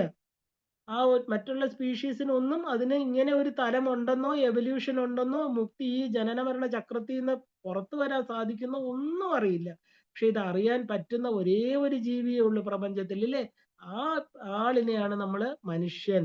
അതുകൊണ്ടാണ് മനുഷ്യ ജന്മം ഇത്രയും ഉയർന്നതാണെന്ന് പറയാൻ കാരണം. ആ ഒരു പരമാത്മ പൂർണ്ണമാണ്. കൂട്ടാനും കുറയ്ക്കാനും അവിടെ ഒന്നുമില്ല. അതുകൊണ്ടാണ് ജന്തുവിനാം മനുഷ്യജന്മം ദുർലഭം. അപ്പൊ താൻ ചൈതന്യമാണെന്ന് തിരിച്ചറിയുന്ന മാത്രം ആ ആളിനെയാണ് നമ്മൾ പുരുഷൻ. ആ ഒരു പുരത്തിൽ ശയിക്കുന്നവൻ പുരുഷൻ അല്ലേ? ആ ഒരു നവദ്വാരേ പുരേ ദേഹി. ദേഹി എന്ന് പറഞ്ഞാൽ എന്താ? ദേഹത്തെ ദേഹി, ദേഹത്തിന്റെ ആ ഒരു ദേഹം ദേഹിയുടെയാണ്. ഈ ശരീരം ആരുടെയാ? ഇതിനകത്ത് കുടികൊള്ളുന്ന ആത്മാവിന്റെയാണ് അല്ലേ? അങ്ങനെ തിരിച്ചറിയുന്ന ഒരു വ്യക്തിയാണ് നമ്മൾ പുരുഷൻ എന്ന് പറയുന്നത്. ബാക്കി എല്ലാവരും പ്രകൃതിയാണ്. ആ സ്ത്രീ ജന്മം എന്ന് പറയണു അല്ലേ? അപ്പൊ ബാഹ്യ രൂപം നമ്മളെ ഈ പുരുഷനോ സ്ത്രീയോ എന്നുള്ളതൊന്നും മുഖ്യമല്ല. എല്ലാവരും അനാത്മാക്കൾ തന്നെയാണ്. ഇപ്പൊ ഗായത്രി ഉപാസനയ്ക്ക് ശരിക്കും പറഞ്ഞാല് ആ ഒരു ബ്രാഹ്മണന് മാത്രാണെന്നൊക്കെ പണ്ട് പറയാറുണ്ട് ഇല്ലേ? അങ്ങനെ ഉപാസന ചെയ്യുന്നവർക്ക് 5 നിറങ്ങൾ കിട്ടുന്ന പറയണു. സപ്തവർണ്ണി ചിലർക്ക് ആ ഒരു 7 നിറങ്ങൾ കിട്ടുന്നതിന് നവവർണ്ണി 9 നിറങ്ങള് മനുഷ്യന് അല്ലേ? ഇപ്പൊ ഭഗവാൻ എന്ന തലത്തിലേക്ക് നമുക്ക് ഉയരാൻ സാധിക്കും. ഉറപ്പാണ്. ഈ ശരീരത്തെ അതിക്രമിക്കാൻ പറ്റും. ഇപ്പൊ ദേവി ഉപാസനയില് ആ ഒരു ധാരാളം ത്യാഗങ്ങൾ ചെയ്യണം നമ്മള്. എന്നാൽ മാത്രമേ ദേവി എന്ന് പറഞ്ഞാൽ എന്താ? ഈ പ്രപഞ്ചത്തിനെ എല്ലാം ഉണ്ടാക്കി പരിപാലിച്ച് തിരിച്ച് തന്നിൽ ലയിപ്പിക്കുന്ന അത്രയും കരുണാപൂർണമായിട്ടുള്ള ആളിനെയാണ് നമ്മൾ ഭഗവതി എന്ന് പറയുന്നത് അല്ലേ? അങ്ങനെ നമ്മള് ആ ദേവിയെ ഉപാസിക്കുമ്പോൾ നമ്മൾ ത്യാഗങ്ങൾ ചെയ്യണം. ത്യാഗങ്ങൾ എന്ന് പറഞ്ഞാൽ എന്താ? ത്യജിക്കാൻ പഠിക്കണം. ത്യാഗത്വമേക അമൃതത്വം അശ്നുതേ. എന്നാൽ മാത്രമേ നമുക്ക് അമൃതം കിട്ടുള്ളൂ. അപ്പൊ അമ്മയെ കിട്ടിയാൽ എന്താ? ആ ഒരു നമുക്ക് ഭാഗ്യം എന്ന് പറഞ്ഞാൽ ദേവിയെ കിട്ടിക്കഴിഞ്ഞാൽ അമ്മയെ കിട്ടിയാൽ അച്ഛനെ കിട്ടും അല്ലേ? അമ്മ പറഞ്ഞു തരും അച്ഛൻ ആരാണ്. ആ അച്ഛന്റെ സവിധത്തിലേക്ക് ആ ജീവനെ കൊണ്ടുപോകും. മനുഷ്യൻ എപ്പോഴും ആഗ്രഹിക്കുന്ന എന്താണ്? സന്തോഷമാണ് അല്ലെ? ആനന്ദം. അത് നൽകുന്നത് എന്താണ് നമുക്ക്? ഈ ശരീരത്തിൽ ഇരിക്കുമ്പോൾ നല്ല ആരോഗ്യം, സമൃദ്ധി അല്ലെ? ആ ഒരു സോഷ്യൽ സർവീസ്, പരോപകാരം അല്ലെ? അടുത്തവരുടെ സുഖദുഃഖങ്ങളെല്ലാം തൻ്റെതായിട്ട് കാണാനുള്ള ഒരു ആറ്റിറ്റ്യൂഡ് അല്ലെ? ഇത് തന്നെയാണ് നമ്മൾ 4 ധർമ്മങ്ങളായിട്ട് പറയുന്നത്. ധർമ്മം, അർത്ഥം, കാമം, മോക്ഷം അല്ലെ? ഓരോരുത്തരുടെയും ശരീരത്തില് 4 പാമ്പുകൾ ഉണ്ടെന്ന് പറയാറുണ്ട്. അപ്പം ആ ഒരു പ്യുവർ സ്വർണം എന്ന് പറയുന്നത് എന്താണ്? അതിന് ആഭരണം ഉണ്ടാക്കാൻ സാധിക്കുമോ? പറ്റില്ല. അതില് വെള്ളിയോ മറ്റുള്ള ലോഹങ്ങൾ എന്തെങ്കിലും ചേർക്കണം. അതുപോലെ തന്നെ ബ്രഹ്മത്തിന് ഗുണങ്ങൾ ചേർത്താൽ മാത്രമേ നാമരൂപങ്ങൾ ഉണ്ടാവുള്ളൂ. അപ്പോൾ നമ്മുടെ ഈ ശ്രീമൻ നഗരം എന്ന് പറയുന്നത് എവിടെയാണ്? ദേവി ഇരിക്കുന്ന ചിന്താമണി ഗ്രഹം നമ്മുടെ ഹൃദയപത്മം തന്നെയാണത്. അപ്പോ അപ്പൊ ഈ ബ്രഹ്മത്തില് ഗുണങ്ങൾ ചേരുമ്പോ നാമരൂപങ്ങൾ ഉണ്ടാകുന്നു. ഇപ്പൊ 3 ഡയമെൻഷൻ മാത്രമേ നമുക്ക് കാണാൻ സാധിക്കൂ. നമുക്ക് മറ്റ് ആത്മാക്കളെ കാണാൻ സാധിക്കില്ല. കാരണം എന്താ? ആ ഒരു നമ്മുടെ കൂടെയുള്ള മനുഷ്യരെയും മറ്റുള്ള ജീവികളെയും അതിന്റെ ഉള്ളിലിരിക്കുന്ന ആത്മാവോട് കൂടി നമുക്ക് കാണാം. അല്ലാതെ മറ്റുള്ള ലോകങ്ങളിലുള്ള ആത്മാക്കളെ നമുക്ക് കാണാൻ സാധ്യമല്ല. നമ്മുടെ ഈ നഗ്ന നേത്രങ്ങൾ കൊണ്ട് അല്ലെ? നമ്മുടെ സ്ഥൂലമായിട്ടുള്ള നേത്രങ്ങൾ കൊണ്ട് കാണാൻ സാധ്യമല്ല. എന്ന് പറഞ്ഞ മറ്റുള്ള ലോകങ്ങളിൽ പലതരത്തിലുള്ള ജീവനുകളുണ്ട്. അപ്പൊ ആത്മാവുമായിട്ട് ഏറ്റവും അടുത്തിരിക്കുന്നത് അന്ധകരണങ്ങളാണ്. മനസ്സ്, ബുദ്ധി, ചിത്തം, അഹങ്കാരം ഇവയിലൂടെ ആത്മാവിനെ നമുക്ക് അറിയാൻ സാധിക്കും. അപ്പൊ ഗുണമില്ലാത്ത അവസ്ഥ, നിർഗുണം എന്ന് പറയുന്നത് ഇതാണ്. തിഥിനിത്യ ദേവതകളെ കുറിച്ച് നമ്മൾ കേട്ടിട്ടുണ്ട് അല്ലെ? ദേവിയുടെ ചുറ്റും ഇരിക്കുന്ന 15 തിഥിനിത്യ ദേവതകൾ. അപ്പൊ ഒരു സാധകനെ സംബന്ധിച്ച് ഒരു ഉപാസനയിലെ ഒരുപാട് സഹായിക്കുന്നതാണ് ഈ തിഥിനിത്യ ദേവതകൾ. ഭണ്ഡൻ എന്ന് പറയുന്ന ആ ഒരു എന്താ പറയുക, ഭണ്ഡൻ എന്ന് പറയുന്ന അസുരൻ കപടയുദ്ധം ചെയ്തപ്പോ ഈ തിഥിനിത്യകളാണ് ആ സൈന്യത്തെ നശിപ്പിച്ചത് അല്ലെ? ഇപ്പൊ ശുക്ലപക്ഷം 15, കൃഷ്ണപക്ഷം 15 പേര്, അങ്ങനെ 30 പേര് പറയുന്നുണ്ട്. അപ്പൊ ഇവര് സാധകനെ സഹായിക്കുന്നുണ്ട്. ഇപ്പൊ ഭണ്ഡന്റെ സൈന്യത്തെ എല്ലാം ഭണ്ടന്റെ സൈന്യം എല്ലാവരും ഉറങ്ങിപ്പോയപ്പോ ആക്രമിച്ചു എന്ന് പറയുന്നുണ്ട്. അപ്പൊ അധർമ്മത്തെ ഇല്ലാതാക്കുന്നവരാണ് ഈ തിഥിനിത്യ ദേവതകൾ. അപ്പൊ വ്യത്യസ്ത ലോകങ്ങളിലെ വ്യത്യസ്ത ശക്തികളാണ് ഇരിക്കുന്നത്. ഇത് നമ്മളെ പടികൾ കയറി പോകേണ്ടിയിരിക്കണു. കാരണം അഷ്ടാംഗ യോഗത്തിലൂടെ വേണം പടി കയറാൻ. അതായത് യമനിയമങ്ങൾ എന്നർത്ഥം. വശിന്യാദി വാഗ്ദേവതകള് നിർഗുണോപാസനയില് സഗുണത്തിൽ ചേർത്തിരിക്കുകയാണ്. കാരണം ലോകത്തിലെല്ലാം തന്നെ ടൈം ആൻഡ് സ്പേസിനുള്ളിലാണ് അല്ലെ. കാലം, നിയതി, ടൈം ആൻഡ് സ്പേസ് എന്ന് പറഞ്ഞാൽ ആ നാമരൂപങ്ങളെല്ലാം തന്നെ ടൈം ആൻഡ് സ്പേസിനകത്ത് ബന്ധിതമാണ്. ഇപ്പൊ സംസാരിക്കുമ്പോൾ ശബ്ദം അത്രയും സ്പേസ് ഓക്യുപ്പൈ ചെയ്യുന്നുണ്ട്. അപ്പൊ ഏത് ശബ്ദവും സ്പേസിനെ ഓക്യുപ്പൈ ചെയ്യും ഇല്ലേ. അപ്പൊ അത് നമുക്ക് ആ ഒരു അന്ധകരണങ്ങള് 4 എണ്ണമാണ് നമുക്കുള്ളത്. മനസ്സ്, ബുദ്ധി, ചിത്ത, അഹങ്കാരം എന്ന് നമ്മൾ കണ്ടു. ഇത് 4ഉമാണ് ആത്മാവുമായിട്ട് ഏറ്റവും അടുത്തിരിക്കുന്നതെന്നും കണ്ടു. അപ്പൊ ആത്മാവിനെ മറച്ചുകൊണ്ട് 6 ശത്രുക്കളുണ്ട്. എന്തൊക്കെയാണത്? കാമ, ക്രോധ, ലോഭ, മോഹ, മത, മാത്സര്യങ്ങൾ അല്ലേ. ആ 6 പേരും നമ്മുടെ ശത്രുക്കളാണ്. ഇപ്പൊ സഗുണം വഴിയാണ് നിർഗുണത്തെ അറിയാൻ പറ്റുള്ളൂ. ഇപ്പൊ ത്രിഗുണങ്ങളിലൂടെയാണ് നിർഗുണത്തിൽ എത്തുന്നത്. അപ്പൊ ഈ തിഥിനിത്യ ദേവികള്, അതായത് അവരാണ് പണ്ടാസുരന്റെ കപടയുദ്ധം ചെയ്തപ്പോ ആ ഒരു പ്രകൃതിയിലെ രൂപങ്ങളായിരിക്കുന്ന ദേവീ ശക്തികളായിട്ട് ഈ ഭണ്ഡ സൈന്യത്തെ ഇല്ലാതാക്കുന്നത്. ഇപ്പൊ കൃഷ്ണപക്ഷ തിഥിനിത്യകള്, ശുക്ലപക്ഷ തിഥിനിത്യകള് രണ്ടും 15 വീതം അല്ലെ. ഈ തിഥിനിത്യ ദേഹങ്ങളിലൂടെ ആ ഒരു നിർഗുണ ഉപാസന മനസ്സിലാക്കാൻ സാധിക്കും. അപ്പോ മനക്കുഴപ്പമുള്ളവർക്ക്, ഭയം, ദുഃഖം എല്ലാവർക്കും അതെ മോക്ഷം കിട്ടില്ല. എല്ലാവർക്കും മോക്ഷം നമുക്ക് എന്താ പറയാ കിട്ടുന്ന പറയാൻ പറ്റില്ല. മനസ്സ് ബാലൻസ് ആയിട്ടിരിക്കണം, മനസ്സ് സുഖമായിട്ടിരിക്കണം ഇല്ലേ. അപ്പൊ അപ്പൊ അവിടെ മാത്രമേ നമുക്ക് ആധ്യാത്മിക വിദ്യ തെളിയുള്ളൂ എന്ന് പറയണു. കാരണം കലങ്ങിയ വെള്ളത്തില് ക്ലാരിറ്റി ഉണ്ടാവില്ല. അപ്പൊ മനസ്സ് ശുദ്ധി ഉണ്ടാക്കണം. മനസ്സിന് ശുദ്ധി വേണം. ആ മനസ്സ് കലുഷിതമായിരിക്കുന്നവരിൽ നിന്ന് അകന്ന് നിന്നോണം. കാരണം എന്താ, ആ ഒരു പ്രഷ്യസ് ലൈഫ് എന്ന് പറയുന്ന ഈ ശരീരം നമുക്ക് ഒരിക്കൽ മാത്രമേ കിട്ടുള്ളൂ അല്ലേ. ഇപ്പൊ സാധാരണ വിവേകാനന്ദ സ്വാമി പറയുമ്പോൾ don't miss it, use it എന്ന് പറയാറുണ്ട്. കാരണം ഇത് വെറുതെ കളയരുത്, നമ്മൾ നന്നായിട്ട് ഉപയോഗിക്കണം. കഴിഞ്ഞതും വരുന്ന ജന്മങ്ങളിൽ ഒന്നും നമുക്കറിയില്ല. കിട്ടിയത് നന്നായിട്ട് ഉപയോഗിക്കുക. ഇപ്പൊ ചില ദൈവങ്ങള് നമുക്ക് മനസുഖം നൽകും. അതില് പ്രധാനം എന്ന് പറയുന്നത് ലളിതാ പരമേശ്വരിയാണ്, ശ്രീരാമചന്ദ്ര സ്വാമികളാണ് അല്ലേ. കാരണം ദശമഹാവിദ്യകളില് ശ്രീരാമചന്ദ്രനും ലളിതാ പരമേശ്വരിയും ആ ഒരു പുരുഷനും സ്ത്രീയും ഒന്ന് തന്നെയാണെന്ന് പറയാറുണ്ട്. ഇവരെ ഭജിക്കുമ്പോൾ മനസുഖം കിട്ടും അല്ലേ. ശരിക്കും പറഞ്ഞാൽ എന്താണ് അജ്ഞാനം എന്ന് ചോദിച്ചു കഴിഞ്ഞാല് ഇവിടെ മായ. കാരണം ഈ ജഗത്ത് എന്ന് പറയുന്നത് എല്ലാം മായയാണ്. വാട്ട് ഈസ് ജഗത്ത് എന്ന് ചോദിച്ചാൽ എന്താ പറയുക? ജസ്റ്റ് മായ സ്വരൂപം ഓഫ് ദേവി എന്ന് തന്നെയാണ്. അപ്പൊ ഇവിടെ യൂണിയൻ ഓഫ് എന്താ പറയാ മാൻ ആൻഡ് വുമൺ, അതായത് ഒരു സ്ത്രീയും പുരുഷനും തമ്മിൽ ചേരുന്നത് തന്നെയാണ് ഈ കാണപ്പെടുന്ന ജഗത്ത് എന്ന് പറയുന്നത്. ഇത് നമുക്ക് മനസ്സിലാക്കണമെങ്കിൽ നമ്മുടെ മനസ്സെപ്പോഴും ഒരു കാം സ്റ്റേറ്റിലായിരിക്കണം. ആ ഒരു അങ്ങനെയുള്ള ശ്രീരാമചന്ദ്ര സ്വാമിയും ലളിതാ പരമേശ്വരിയും ഉപാസിക്കുന്നവരുടെ മനസ്സ് വളരെ പെട്ടെന്ന് ശാന്തമാകും.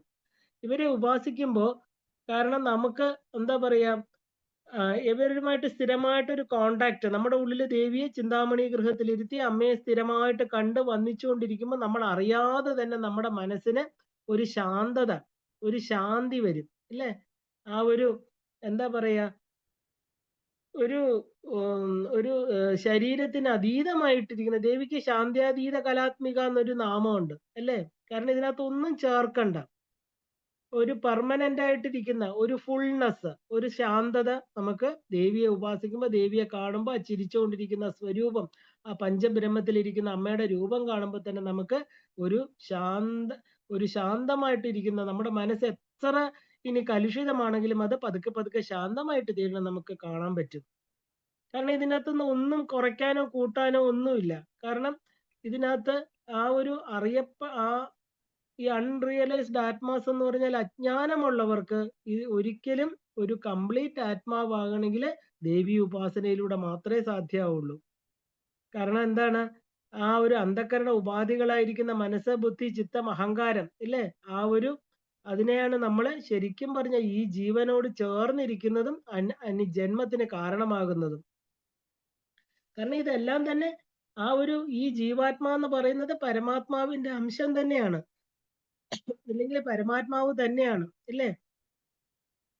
അപ്പൊ ഇത് നമുക്ക് മനസ്സിലാക്കണമെങ്കിൽ നമ്മളൊരു വിഗറസ് മെഡിറ്റേഷൻ അല്ലെങ്കിൽ ഒരു സീക്കർ എങ്ങനെയാണോ ഒരു സാധനയിലേക്ക് പ്രവേശിച്ച് ആ ഒരു മെഡിറ്റേഷൻ എന്ന് പറയുന്ന ധ്യാനം എന്ന് പറയുന്ന ഉപാധിയിലൂടെ എന്താ പറയാ ആ അന്ധകരണങ്ങളെല്ലാം ശുദ്ധമായി കഴിഞ്ഞിട്ട് മനസ്സിലാക്കേണ്ട ഒരു തത്വമാണിത്. ശരിക്കും പറഞ്ഞാല് ദേവി എന്ന് പറയുന്നത് പൂർണ്ണ തത്വം തന്നെയാണ്, നിഷ്കലയാണ്, കലകളൊന്നുമില്ലാത്തതാണ് ദേവി. അതുകൊണ്ടാണ് 16ാമത്തെ പൗർണമി തിഥി ലളിതാ ത്രിപുര സുന്ദരി എന്ന് പറയുന്ന പൂർണ്ണ തത്വമാണെന്ന് നമ്മൾ പറയാറുള്ളത്. നമുക്ക് എല്ലാവർക്കും കലകളുണ്ട്, ഇല്ലേ? എത്ര എണ്ണം ആക്ടിവേറ്റ് ചെയ്തിരിക്കുന്നു എന്ന് മാത്രം നമ്മൾ അറിഞ്ഞാൽ മതി. കാരണം സൂര്യൻ 12, അഗ്നി 10, ചന്ദ്രൻ 16, ഇല്ലേ? മനുഷ്യൻ 64 കലകൾ പറയാറുണ്ട്. അപ്പൊ നിഷ്കല എന്ന് പറഞ്ഞാല് ഒരു ഭാഗം എന്ന് നമുക്ക് എടുക്കാം. കാരണം ഒരു പോർഷൻ എന്ന അർത്ഥമുണ്ട്. അപ്പൊ സഗുണം എന്ന് പറഞ്ഞാൽ എന്താ? കാൽഭാഗം, അരഭാഗം, അല്ലെങ്കിൽ 4ൽ 3 എന്നൊക്കെ പറയാം. എന്നാല് മുഴുവൻ നിറഞ്ഞതല്ല എന്നർത്ഥം. അപ്പൊ സഗുണം എന്ന് പറഞ്ഞാല് ആ ഒരു ലിമിറ്റേഷൻസ് ഉള്ളതെന്ന് അർത്ഥം. അപ്പൊ നിർഗുണമായതെന്ന് പറഞ്ഞാൽ എന്താ? എങ്ങ് നിറഞ്ഞിരിക്കുന്നത്, പൂർണ്ണമാണ്. വിഷ്ണു എന്ന് പറഞ്ഞാൽ എല്ലായിടത്തും വ്യാപിച്ചിരിക്കുന്നത്, എല്ലായിടത്തും നിറഞ്ഞിരിക്കുന്നത്. നമ്മൾ സാധാരണഗതിയിൽ 60,000 വർഷം വേണം ഒരു DNA മാറാനായിട്ട്. ഒരു DNA നിരന്തരം നമ്മുടെ ഉള്ളിലുണ്ട്, ഇല്ലേ? അതുകൊണ്ടാണല്ലോ നമ്മളൊരു പലതും മരണപ്പെട്ട് കഴിഞ്ഞ് DNA നമ്മളെ മനസ്സിലാക്കുന്നത്.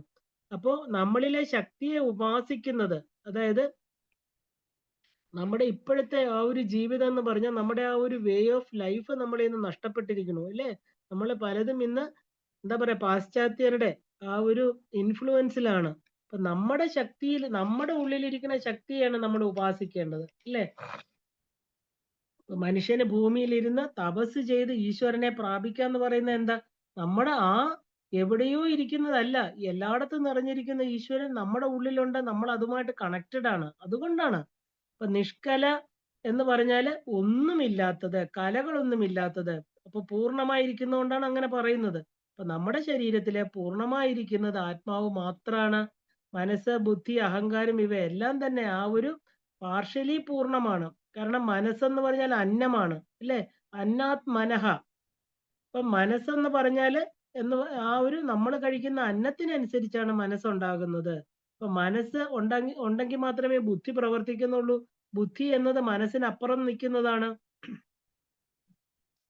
ഏത് വിഷയങ്ങളും പണ്ട് നമ്മൾ കണ്ടതായിരിക്കാം, പക്ഷെ അത് നമ്മുടെ മെമ്മറിയിൽ സ്റ്റോർ ചെയ്ത് വെച്ചിട്ടുണ്ട്. ഇപ്പൊ മെമ്മറി എന്ന് പറയുന്നല്ല, ശരിക്കും പറഞ്ഞ മെമ്മറിയുടെ ബോസ് ആരാണ്? ബുദ്ധിയാണ്. അപ്പൊ ആ ഒരു സെറിബെല്ലം, ഇല്ലേ? മെഡുല്ല ഒബ്ലാങ്കേറ്റ എന്നൊക്കെ പറയുന്ന നമ്മുടെ ബ്രെയിനിന്റെ പല ഭാഗങ്ങളിലായിട്ട് നമ്മുടെ മെമ്മറി സ്റ്റോർ ചെയ്ത് വെച്ചിരിക്കുന്നു. അപ്പൊ കുറച്ചുകൂടി അറിയാൻ തുടങ്ങുമ്പോഴാണ് നമ്മൾ ജ്ഞാനം തെളിയുന്നത്. അപ്പൊ ആത്മാ എന്ന് പറയുന്നത് ശരിക്കും പറഞ്ഞാല് ചൈതന്യമാണ്. അത് വെളിയിൽ പ്രകാശിക്കും. എപ്പോഴാ പ്രകാശിക്കുന്നത്? ജ്ഞാനം ലഭിക്കുമ്പോൾ, അല്ലേ? അപ്പൊ ജ്ഞാനമാണ് നമ്മുടെ ആത്മസ്വരൂപം. ചിത്ത അല്ലെങ്കിൽ ചിതി എന്ന് പറഞ്ഞാൽ എന്താ? അറിവ്. അപ്പൊ ആ ജ്ഞാനം എന്നത് ആത്മാവിന്റെ പ്രഥമ കൂടമാണ്. അപ്പൊ ആ ഒരു പ്രഥമ കൂടസ്ഥിതായേ നമ.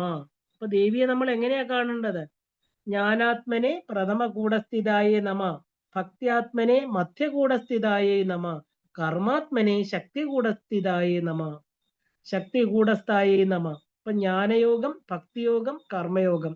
അപ്പൊ ഈ ആത്മാവ് ഗുഹ്യാതിഗുഹ്യമാണ്, അല്ലെ? ഇതിനെല്ലാം അപ്പുറത്താണ്. അപ്പൊ ഈ 4 അന്ധകരണങ്ങളെ അറിഞ്ഞു വരുമ്പോ മാത്രമേ നമുക്ക് നിഷ്കല എന്നുള്ള ജീവാത്മാവിനെ അറിയാൻ സാധിക്കുന്നുള്ളൂ.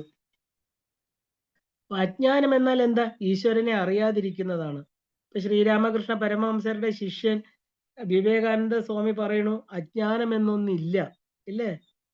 ശരിക്കും പറഞ്ഞാല് all you need to do is to sharpen your brain.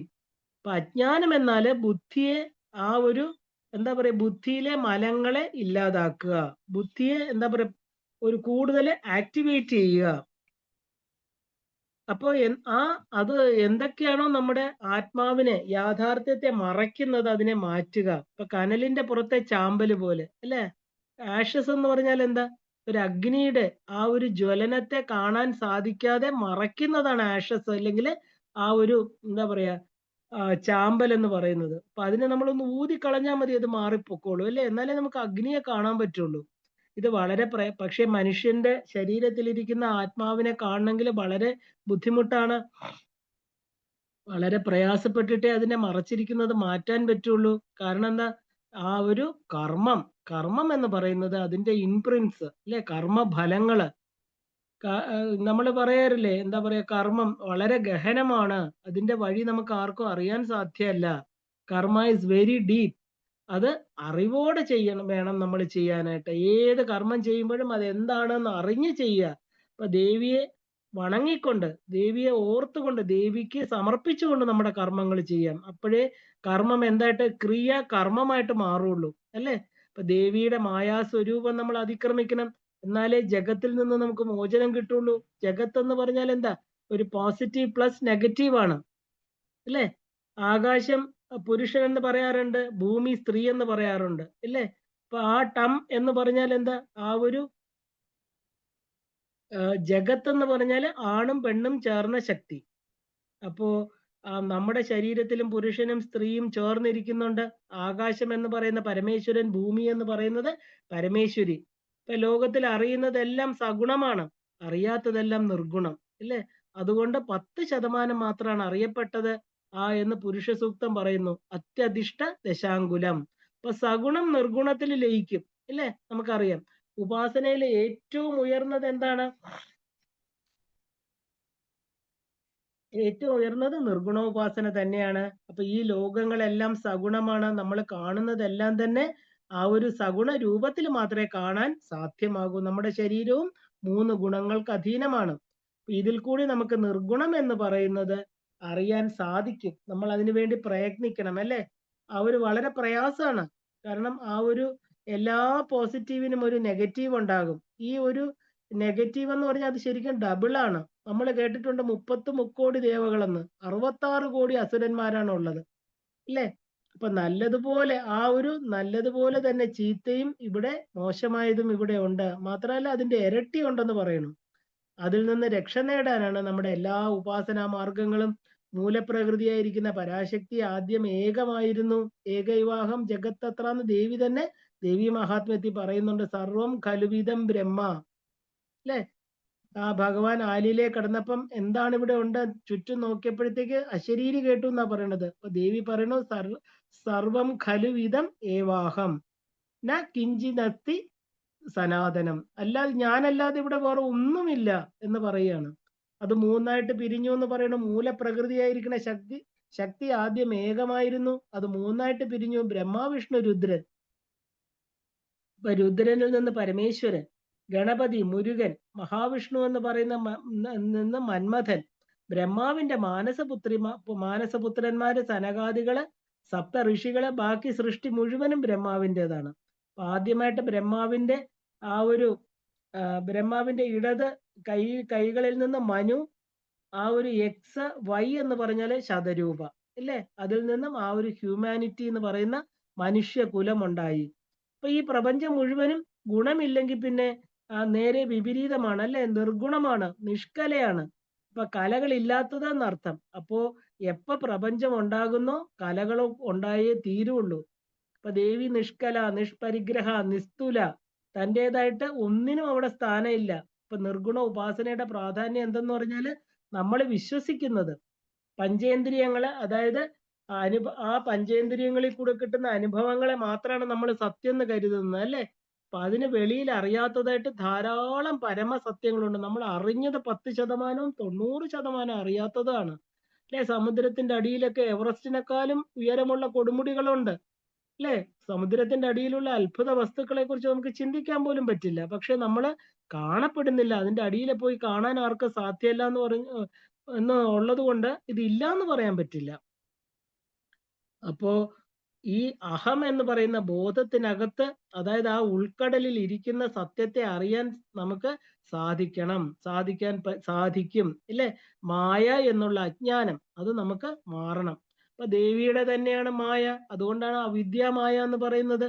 മറവി, ഭയം എല്ലാം അജ്ഞാനമാണ്. അപ്പൊ ഇതില്ലാതാക്കണം. എന്നാലേ നമുക്ക് ജ്ഞാനം പ്രകാശിക്കുള്ളൂ. എന്നാലേ നമുക്ക് ദേവിയെ അറിയാനും അനുഭവിക്കാനും പറ്റുള്ളൂ. അതിനെന്താ വേണ്ടത്? ദേവിയെ നമ്മൾ ഹൃദയപത്മത്തില് വെളിയിലിരുത്തി പൂജ ചെയ്യരുത്. ബാഹ്യ പൂജകൾക്ക് വളരെ ലിമിറ്റേഷൻസ് ഉണ്ട്. അതേസമയം നമ്മുടെ ഹൃദയപത്മത്തിലിരുത്തി ആ ഒരു ശ്രീവിദ്യാ നഗരി അല്ലെ, അതിനെയാണ് ശ്രീനഗരം എന്ന് പറയുന്നത്. അവിടത്തെ ചിന്താമണി ഗ്രഹത്തില് ആ പഞ്ചബ്രഹ്മത്തിലിരുത്തി അമ്മയെ പൂജ ചെയ്യണം, ധ്യാനം ചെയ്യണം. സദാ ദേവിയുമായിട്ട് എന്താ പറയാ, ഗെറ്റ് കണക്റ്റഡ്. നമ്മൾ എപ്പോഴും കണക്ഷൻ ദേവിയുമായിട്ടായിരിക്കണം. ബാഹ്യ വസ്തുക്കളെല്ലാം ജഡമാണ്. ഇപ്പൊ കുണ്ടലിനി തത്വത്തിലും എല്ലാ ആധാരപത്മങ്ങളിൽ ഇരുത്തി ദേവിയെ പൂജ ചെയ്യുന്ന ഒരു ഒരു സമയാചാരത്തിൽ അങ്ങനെ ഒരു വിധിയുണ്ട്. ഇപ്പൊ എല്ലാവരും എന്താണ്, ആത്മാവ് തന്നെയാണ്. ഇപ്പൊ ശരീരത്തിനാണ് നാമകരണം, വ്യത്യസ്ത പേരുകള്. അപ്പൊ ജീവാത്മാ എന്ന് പറയുന്നാൽ എന്താ? ആ ഒരു ജനനി. ജനനി എന്ന് പറഞ്ഞാൽ എല്ലാത്തിനെയും ജനിപ്പിക്കുന്നവൾ നമ്മുടെ ഉള്ളിൽ തന്നെ ഇരിക്കുകയാണ്. എന്ന് പറഞ്ഞാൽ ജനനം അല്ലെങ്കിൽ പിറവി, അതാണ് അതിന്റെ അർത്ഥം. അപ്പൊ അതുകൊണ്ട് ജീവാത്മാ എല്ലാവരും ചേർന്നിരുന്നാല് പരമാത്മാ. അപ്പൊ പരമാത്മാ എന്ന തത്വത്തിൽ നിന്നാണ് പഞ്ചഭൂത നിർമ്മിതമായിട്ട് കോട്ടിട്ട് ഒരു ശരീരത്തിലൂടെ പുറത്തു വരുമ്പോ അത് എന്തായിട്ട് തീരണു? ജീവാത്മാവായിട്ട് തീരുന്നു അല്ലെ? ഇപ്പൊ ശരീരത്തിന് വേറെ പേര് വരണു. ഇപ്പൊ അങ്കുരത്തിൽ നിന്ന് പുറത്തു വന്ന് ഒരു ശരീരം എടുത്തു. അങ്ങനെ ശിവൻ ജീവനായിട്ട് മാറി. ഇതാണ് ശരിക്കും പറഞ്ഞാല് പരമാത്മ ജീവാത്മ വ്യത്യാസം. അപ്പൊ ആ ഒരു ഇൻഡിവിജ്വാലിറ്റി എന്ന് പറയുന്നത് എന്താണ്? പുറത്തു വന്ന് ദേഹം സ്വീകരിക്കുമ്പോൾ മാത്രമേ ഉള്ളൂ ഇൻഡിവിജ്വൽ, ദാറ്റ് ഇസ് സെപ്പറേറ്റഡ്. എന്തിൽ നിന്ന് നമ്മൾ സമുദ്രത്തിൽ നിന്ന് ഒരു തുള്ളി വേറൊരു പാത്രത്തിൽ വെക്കുമ്പോൾ നമ്മൾ പറയും സമുദ്രജലം. അത് സമുദ്രത്തിൽ ലയിക്കുമ്പോൾ അതിനെ എന്ത് പറയും?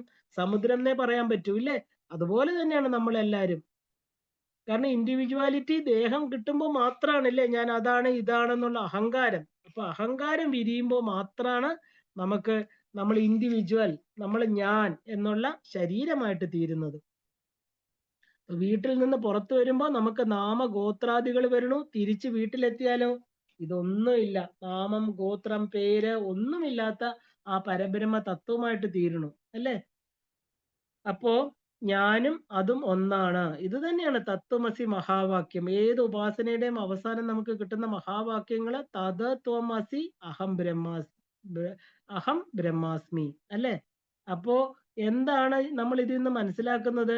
ആ ഒരു മായാശക്തിയായിരിക്കുന്ന പരാശക്തിയെ പ്രതിഷ്ഠ ചെയ്ത് പൂജ ചെയ്താല് മായ ഉണ്ടാക്കുന്നതും മായയെ അതിക്രമിക്കാൻ സഹായിക്കുന്നതും ദേവി തന്നെയാണ്. ഇല്ലെങ്കിൽ ദേവിയെ മറന്ന് ആ ഒരു അജ്ഞാനമായിട്ട് നമ്മൾ ജീവിക്കും. കാരണം അകത്തിരുത്തി ദേവിയെ സ്ഥിരമായിട്ട് കാണണം. ഇല്ലെങ്കിൽ പുറത്തിരിക്കുന്ന വസ്തുക്കളെല്ലാം നമുക്ക് സത്യമാണെന്ന് തോന്നും. ശരീരം സത്യമാണോ? അല്ല. ശരീരം പോയി കഴിഞ്ഞാൽ നമുക്ക് പുറത്തിരിക്കുന്ന ഒന്നിനെയും കാണാൻ പറ്റില്ല അല്ലേ? അപ്പൊ ശരിക്കും പറഞ്ഞാല് ആ ഒരു എന്താ പറയാ, നമ്മുടെ ബുദ്ധിയില് നമ്മൾ ഇതിനെ ചിന്തിച്ച് മനനം ചെയ്ത് ഉറപ്പിക്കണം. കാരണം ബുദ്ധി എന്ന് പറഞ്ഞാൽ എന്താ? ആ ഒരു ശിഖ, അതായത് ബുദ്ധിയുടെ സ്ഥലം ഇല്ലേ? നമ്മൾ ന്യാസം ചെയ്യുമ്പോൾ ശിഖായേ നമ, അവിടെയാണ് നമ്മുടെ ബുദ്ധി ഇരിക്കുന്നത്. നമ്മുടെ സെറിബൽ എന്നൊക്കെ നമ്മൾ പലതും ആയിട്ട് കാണുന്ന, ശരിക്കും പറഞ്ഞാൽ എക്സാക്ട്ലി അത് ഗണപതിയാണ്. ഗണപതി എന്ന് പറഞ്ഞാൽ എന്താ? സിദ്ധി ബുദ്ധി പ്രദായകനാണ് ഗണപതി അല്ലെ? നമ്മുടെ ബ്രെയിൻ ഒരു ഗണപതിയുടെ ഓംകാരത്തിന്റെ ഒരു രൂപമാണ്. ഇപ്പൊ 25 പ്രധാന തത്വങ്ങള് സാഖ്യം, ശാക്തം, ശൈവം എല്ലാത്തിലും ഒരേ തത്വങ്ങൾ തന്നെയാണ്. പക്ഷെ നമുക്കത് വ്യത്യസ്തമായിട്ട് തോന്നുന്നു എന്ന് മാത്രം. തതത്വം, നീയും ഞാനും അല്ലേ? നീ ഞാനായി മാറാൻ കാരണമാണ് തത്വങ്ങൾ എന്ന് പറയുന്നത്. ഈ 25 തത്വങ്ങള് ശക്തിയുടെ, അതായത് ശിവന്റെ ആണെങ്കിൽ 36 തത്വങ്ങൾ, ഏതാണെങ്കിലും അത് ഞാനായിട്ട് മാറാൻ ഇടയ്ക്ക് നിൽക്കുന്ന കാര്യങ്ങളെയാണ് നമ്മൾ തത്വങ്ങൾ. ഇപ്പൊ പുരുഷൻ എന്ന് പറഞ്ഞാൽ ചൈതന്യം, മഹത്ത, ബുദ്ധി, അഹങ്കാരം, ജ്ഞാനേന്ദ്രിയം, കർമ്മേന്ദ്രിയം, മനസ്സ്, പഞ്ച തന്മാത്രകള്, പഞ്ചഭൂതങ്ങള് എല്ലാം എന്താണ്?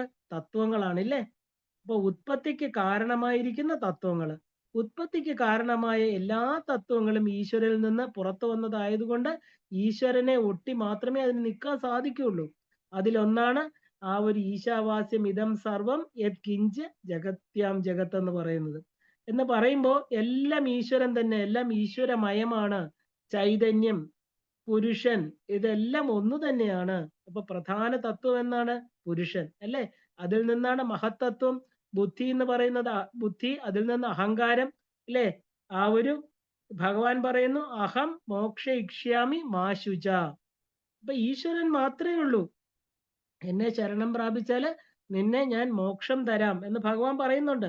അഹം വേറെ, ഭഗവാന്റെ അഹം വേറെ, നമ്മുടെ അഹം വേറെ. നമ്മൾ ശരീരത്തെയാണ് അഹം എന്ന് പറയുന്നത്.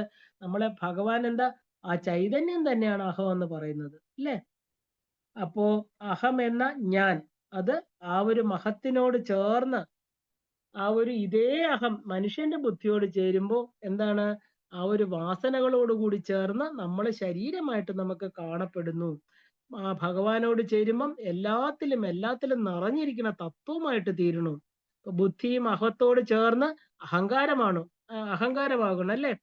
അപ്പോ ഇത് വരുമ്പോ ബാക്കിയെല്ലാം മറന്നു പോകും നമ്മള്. ഇപ്പൊ ജ്ഞാനേന്ദ്രിയങ്ങള്, കർമ്മേന്ദ്രിയങ്ങള്, പഞ്ചതന്മാത്രകള്, പഞ്ചഭൂതങ്ങള്, മനസ്സ്, ബുദ്ധി തുടങ്ങിയിട്ടുള്ള 24 തത്വങ്ങൾ ഉണ്ടാക്കുന്ന കാര്യകാരണമായിരിക്കുന്ന മഹത്ത്, അതായത് കാര്യം എന്നാൽ ലൗകികം, കാരണം ആത്മീകം. ഇത് രണ്ടും ഒന്ന് തന്നെയാണ്, അല്ലേ? അഹങ്കാരം, പഞ്ചഭൂതം, ഭൂതം എന്ന് പറഞ്ഞാൽ എന്താ? സട്ടിലായിരിക്കുന്ന വസ്തു. അപ്പൊ ഈ നില, അതായത് പൃഥ്വി ഇരിക്കുന്നത് സ്പേസിലാണ്. ഇപ്പൊ ജലം, അഗ്നി, വായു എല്ലാം സ്പേസിലാണ്. ഇപ്പൊ അഗ്നിയില് 2 പേര്, ജലത്തില് 3 ഭൂമിയിൽ 4. ഇപ്പൊ കാര്യകാരണങ്ങള് എന്താ പറയാ? കാര്യകാരണങ്ങളില് ആ ഒരു 3 വിധം. ഒന്ന് കാരണം മാറ്റമില്ലാത്തത്, 2 കാര്യമായിട്ട് തീർന്നു, 3 കാര്യവും കാരണവും ചേർന്നിരിക്കുന്നു. ഇപ്പൊ 3 കാര്യകാരണങ്ങൾ ചേർന്നിരിക്കുന്നതാണ്, അല്ലേ? അപ്പൊ കാര്യവും കാരണവും ചേർന്നിരിക്കുന്നത് എന്താ? നമ്മൾ തന്നെ. ഈ കാണപ്പെടുന്ന വസ്തുക്കളെല്ലാം, അല്ലെ? എന്തൊക്കെ ഉണ്ടായോ ഇവിടെ, അതെല്ലാം നാമരൂപങ്ങളെല്ലാം. ഇപ്പൊ പഞ്ചഭൂതങ്ങളെ മഹത്ത അഹങ്കാരം, അതായത് ആ ഒരു 7 പ്രോഡക്ട്സ് ചേർന്നിരിക്കുകയാണ്. ഇപ്പൊ പഞ്ചതന്മാത്രങ്ങള് കാര്യവും കാരണവും തന്നെയാണ്. ഇപ്പൊ പഞ്ചഭൂതങ്ങള് കാര്യമായിട്ട് മാത്രം ഇരിക്കും. പഞ്ചജ്ഞാനേന്ദ്രിയങ്ങള്, ആ ഒരു ജ്ഞാനേന്ദ്രിയങ്ങളെ, മനസ്സ്, ഇവയെല്ലാം തന്നെ എപ്പോഴും കാര്യമായിട്ട് മാത്രം ഇരിക്കുന്നു. ഇത് ശരീരത്തോട് ചേർന്നിരിക്കുന്നതാണ്. അതായത് ശരീരത്തോട് ചേർന്നിരിക്കുന്നവയാണ് നമ്മൾ കാര്യം എന്ന് പറയുന്നത്. അപ്പോ എന്താ പറയാ? ഇതില് അഥവാ ചൈതന്യം ആണ് കാര്യകാരണങ്ങൾ ഇല്ലാത്തത്. ഇതിനെ നമ്മൾ അറിഞ്ഞവരാരുമില്ല. അതുകൊണ്ടാണ് അതിനെ അചിന്യം, അവ്യക്തം എന്ന് പറയാൻ കാരണം. ഇത് അറിയണമെങ്കിൽ എന്ത് വേണം? മനനം വേണം. മനനത്തിലൂടെ മാത്രമേ നമുക്ക് ഇതിനെ അറിയാൻ സാധിക്കുള്ളൂ. ഇതിനെ അറിയുന്നതിനെയാണ് നമ്മൾ നിർഗുണ ഉപാസന എന്ന് പറയുന്നത്. മൂലപ്രകൃതി എന്ന് പറഞ്ഞാൽ എന്താ? മാതൃഭാവമാണ്, അല്ലേ? 7 കാരണമായിട്ട് മാത്രം ഇരിക്കും. അതിൽ നിന്നാണ് എല്ലാം ഉൽപ്പത്തിയാകുന്നത്. ഈ ശക്തിയാണ് നമ്മൾ പരാശക്തി എന്ന് പറയുന്നത്. ഈ പരാശക്തിയാണ് കാരണം. ജീവാത്മാക്കളെല്ലാം തന്നെ കാര്യമാണ്. ഇപ്പൊ നിർഗുണ, നിഷ്കള എന്നൊക്കെ പറഞ്ഞ ശാന്ത, ഇല്ലേ? ശാന്തം എന്നൊക്കെ, ശ പ്ലസ് അന്തം. ശാന്തിയാണ് വേണ്ടത്, അല്ലേ? മനുഷ്യന് ശാന്തി കിട്ടുന്നത് എവിടെയാണ്? ഉള്ളിലെ സത്യം അറിയുമ്പോൾ മാത്രമാണ്. ആദിദൈവികം, ആദിഭൗതികം, ആധ്യാത്മികം, ഈ 3 വിധമായിട്ടുള്ള ദുഃഖങ്ങളിൽ നിന്ന് ശാന്തി കിട്ടണം, ഇല്ലേ? ശ എന്ന് പറഞ്ഞാൽ എന്താണ്? ശരിക്കും പറഞ്ഞാൽ ശാന്തമായത്, പീസ്, പീസ് ഓഫ് മൈൻഡ്, ഇല്ലേ? ശ അന്തം. ഇപ്പൊ ശാന്തിക്ക് അപ്പുറം ഒന്നും ഇല്ലാതിരിക്കണം, അല്ലേ? ഇപ്പൊ ദേവി ശാന്തി സ്വരൂപിണി, സുഖസ്വരൂപിണി, ഈ ഗുണങ്ങളുള്ളവൾ. ഇപ്പൊ ദേവിക്ക് ഗുണങ്ങളുണ്ട്, ഗുണങ്ങളില്ലാത്ത ദേവിയുണ്ട്, ഇല്ലേ? അതുകൊണ്ടാണ് പര, അപര. ഇപ്പൊ ദേവി ആബ്രഹ്മകീട ജനനി. അപ്പൊ ഒരു എന്താ, കശേര് മുതൽ, ഒരു കീടം മുതൽ, ഏറ്റവും ചെറിയത് മുതൽ ബ്രഹ്മം വരെ, ഏറ്റവും വലുത് വരെ എല്ലാം ഉണ്ടാക്കുന്നവൾ അമ്മ തന്നെയാണ്. ഈ 2 എണ്ണത്തിലുമുള്ള DNA ഒരേ ഒന്ന് തന്നെയാണ്. അപ്പൊ എന്താ ഇത് പറയുന്നത്? എല്ലാറ്റിന്റെ ഉള്ളിലിരിക്കുന്ന ശക്തി ഒന്നാണ്. അപ്പൊ നമുക്ക് ഈശ്വരനാണെന്ന് തിരിച്ചറിയാം, അല്ലേ? ആത്മാവിന് 6 ഷഡ്വൈരികള്, അല്ല കാമക്രോധങ്ങൾ, ഈ 6 ആത്മാവിന് വെളിയില്, അതായത് ആ ഒരു വെളിയിലാണ് ഇരിക്കുന്നത്. അന്ധകരണങ്ങൾ ആത്മാവുമായിട്ട് അടുത്തിരിക്കുന്നു. ഇപ്പൊ ജനനം എന്ന് പറഞ്ഞാൽ എന്താ? 10 മാസം, അതായത് 10 പ്രാണനുകള്. ആ ഒരു ശരീരസുഖം, മനസുഖം, ആത്മസുഖം, ഇത് 3 മനുഷ്യന് വേണം. അപ്പൊ ഈ മനസുഖം എന്ന് പറയുന്നത് എന്താ? ഈ വൈരികൾ ഇല്ലാതിരിക്കുന്നത് തന്നെയാണ് ആ ഒരു മനസുഖം എന്ന് പറയുന്നത്. ഈ ആത്മസുഖത്തിൽ, അതായത് അൾട്ടിമേറ്റ് ഉള്ളതിനെയാണ് നമ്മൾ ആത്മസുഖം, ആത്മാവ് സുഖമായിട്ടിരിക്കുക. അപ്പോ ശരിക്കും പറഞ്ഞാല് നമ്മളെല്ലാവരും ആരുടെ പുത്രരാണ്? ആരുടെ മക്കളാണ്? ഈ ദേവിയുടെ. അല്ലേ? ഞാൻ ദേവി ദാസൻ എന്നല്ല പറയണത്. ശരിക്കും ദേവി പുത്രിയാണ്, അല്ലെങ്കിൽ ദേവി പുത്രനാണ്. അല്ലേ? ഞാൻ ദേവാഹ എന്ന് പറഞ്ഞാൽ എന്താ? ഞാന് ഈ പറയുന്ന അമ്മയുടെ മകൻ അല്ലെങ്കിൽ മകള് തന്നെയാണ്. ആ ഒരു ബോധം നമ്മുടെ ഉള്ളിൽ വേണം. കാരണം ഈശ്വരൻ യജമാനനല്ല. നമ്മുടെ ഉള്ളിലിരിക്കുന്ന നമ്മുടെ ഈ ശരീരത്തിന്റെ ഓണറാണ്. ഓണർഷിപ്പ് ആർക്കാ? അകത്തിരിക്കുന്ന ആളിനാണ് ഇല്ലേ? അപ്പൊ ശരീരസുഖവും മനസ്സുഖവും ഉള്ളവർക്ക് മാത്രമേ ഈ ആത്മസുഖത്തെ കിട്ടുള്ളൂ എന്ന് പറയണു. ഷഡ്വൈരികളാണ് ഒരു മനുഷ്യനെ ആ ഒരു മനുഷ്യനെ ജീവിയാക്കിയതും ജീവിപ്പിക്കുന്നതും. അപ്പൊ ഈ ജീവി എന്ന് പറഞ്ഞാൽ എന്താ? ജനനം, ജീവി, ജീവൻ. അവനൊരു ഒരു ആത്മാവെന്ന് പറയുന്നത് ഇതിനെല്ലാത്തിനും കാരണമായിരിക്കുന്നത് ഈ ആത്മസാക്ഷാത്കാരം എന്ന് പറയുന്നത് തിരിച്ചുള്ള യാത്രയിലൂടെ ഇതിനെല്ലാം നമ്മൾ മനസ്സിലാക്കി ത്യജിക്കുമ്പോൾ നമ്മൾ എവിടെ എത്തിച്ചേരും? ആത്മാവിൽ എത്തിച്ചേരും ഇല്ലേ? അതാണ് നമുക്ക് ഉറങ്ങുമ്പോൾ കിട്ടുന്നത്. ആ ഉറങ്ങുമ്പോൾ കിട്ടുന്ന അറിവ് തെളിഞ്ഞു വരണം നമുക്ക്. ഞാൻ യജമാനൻ, ശരീരം സർവന്റ് അല്ലേ? ഈ സുഷുപ്തിയിൽ കിട്ടുന്ന സുഖം നമുക്ക് തിരിച്ച് കൂട്ടിക്കൊണ്ടുവരണം. നമുക്ക് അല്ലാതിരിക്കുമ്പോഴും കിട്ടണം. ഷഡ്വൈരികളിൽ നിന്ന് മോചനത്തിനുള്ള ഏക മാർഗം എന്ന് പറയുന്നത് ധ്യാനമാണ്. ശരിക്കും പറഞ്ഞാൽ ആ ഒരു ഡീപ്പ് സെർച്ചിനെയാണ് നമ്മൾ ധ്യാനം എന്ന് പറയുന്നത്. ശരിക്കും പറഞ്ഞാൽ അത് ആ ഒരു അകത്ത് നിന്ന് ആ ഒരു ഉള്ളിൽ നിന്ന് തുടങ്ങി അത് ഒരു ഫോമിൽ തുടങ്ങി ഫോംലെസ് ആയിട്ട് നാച്ചുറലി അത് ആ ഒരു രൂപത്തിൽ തുടങ്ങി രൂപമില്ലായ്മയിൽ അവസാനിക്കുന്നു. അപ്പൊ അതിന് വളരെ സ്പെസിഫിക് ആയിട്ടുള്ള എഫേർട്സ് നമ്മൾ എടുക്കണം. ഒരുപാട് സഗുണ ഉപാസന, നിർഗുണ ഉപാസനയിൽ നമ്മളെ എത്തിക്കണം ഇല്ലേ? ദേവിക്ക് വൃദ്ധ എന്നൊരു പേരുണ്ട്. നമ്മുടെ എല്ലാം ആ ഒരു എന്താ പറയാ തലമുറ അടങ്ങിയതാണ് ദേവി. എത്രയോ തലമുറകൾ ഈ ഭൂമിയിൽ വന്നുപോയി. എല്ലാത്തിനും സാക്ഷിയായിട്ട് നിൽക്കുന്ന ആരാ? അമ്മ തന്നെയാണ് അല്ലേ? പ്രായമല്ല അത്. ഇപ്പൊ ദേവിയുടെ അടുത്ത് ഗണപതി, മുരുകൻ ഉള്ളതുപോലെ എല്ലാ അവകാശങ്ങളും നമുക്ക് നമ്മുടെ അമ്മയുടെ അടുത്തുണ്ട്. നമ്മൾ ജനിച്ചത് നമ്മുടെ ഉള്ളിലെ ദേവിയെ തിരിച്ചറിയാനാണ്. അത് തിരിച്ചറിയണം. നമുക്ക് ഗണപതി, സുബ്രഹ്മണ്യൻ അമ്മയുടെ അടുത്ത് ചേർന്നിരിക്കുന്ന പോലെ നമുക്കും അമ്മയുടെ അടുത്ത് ചേർന്നിരിക്കാൻ നമുക്ക് ആ സ്വാതന്ത്ര്യം നേടണം. നമ്മള് ഈ തിരിച്ചറിവുണ്ടാക്കണം അല്ലെ? ഈ ഷഡ്വൈരികളെ നമ്മൾ ഫ്രണ്ട്സ് ആക്കണം. എന്നാൽ മാത്രമേ നമുക്ക് ഇവയെ അതിക്രമിക്കാൻ സാധിക്കുള്ളൂ. അപ്പൊ ഈ ഷഡാധാരങ്ങളില് ശരിക്കും പറഞ്ഞാല് ഈ 6 ശത്രുക്കൾ ഇരിക്കുന്ന ഈ കുണ്ടലിനി യോഗം എന്ന് പറയുന്നത് ഇതിനെയെല്ലാം അതിക്രമിക്കുന്നതാണ്. ഈ 6 പേരെ കൺട്രോൾ ചെയ്യാൻ ആ 6 ചക്രങ്ങളിൽ ഇരിക്കുന്ന ദേവതകൾക്ക് സാധിക്കും. അന്ധക്കരണങ്ങളാകുന്ന മനസ്സ്, ബുദ്ധി, ചിത്തം, അഹങ്കാരം ഇല്ലേ? ആ അഹങ്കാരം ഇവരെയെല്ലാം നമ്മൾ ഫ്രണ്ട്സ് ആക്കിയാല് എന്താ പറയാ? സമാധി അല്ലെങ്കിൽ സഹജ സമാധി, സവികൽപ്പ സമാധി, നിർവികൽപ്പ സമാധി ഇല്ലേ? ഇങ്ങനെ പല പല സമാധികൾ പറയാറുണ്ട്. സഹജ സമാധി എന്ന് പറഞ്ഞാൽ ശരീരമുണ്ട്, പക്ഷെ ആത്മാവിനെ അറിഞ്ഞ് അതുമായിട്ട് ചേർന്നിരിക്കുന്ന അവസ്ഥ. ആത്മസാക്ഷാത്കാരം എളുപ്പം ലഭിക്കണമെങ്കിൽ എന്ത് വേണം? ഈ മനസ്സിന്റെ ചിന്തകൾ അനുസരിച്ചാണ് ശരീരം ആ ഒരു ഹോർമോൺസ് ഉണ്ടാക്കുന്നത്. കാമം എന്ന് പറഞ്ഞാൽ ആഗ്രഹമാണ് അല്ലേ? അപ്പൊ അത് ഒരു സ്ത്രീ പുരുഷ സംഗമം അല്ല. നല്ല കാമം എന്ന് പറഞ്ഞാൽ ഈ അല്ലെങ്കിൽ ഈം എന്ന് ഉള്ളിടത്തോളം കാലം പരാശക്തി ഉണ്ട് അല്ലേ? ഈം പരാശക്തിയുടെ മന്ത്രമാണ്. ഇപ്പൊ എന്ന് പറഞ്ഞാൽ തമസ, എന്ന് പറഞ്ഞാൽ അമ്മ. അപ്പൊ ഞാൻ എന്ന് പറഞ്ഞാൽ ഈം. അപ്പൊ ഈ ഈം എന്ന് പറയുന്ന പരാശക്തി. അപ്പൊ നമ്മളെ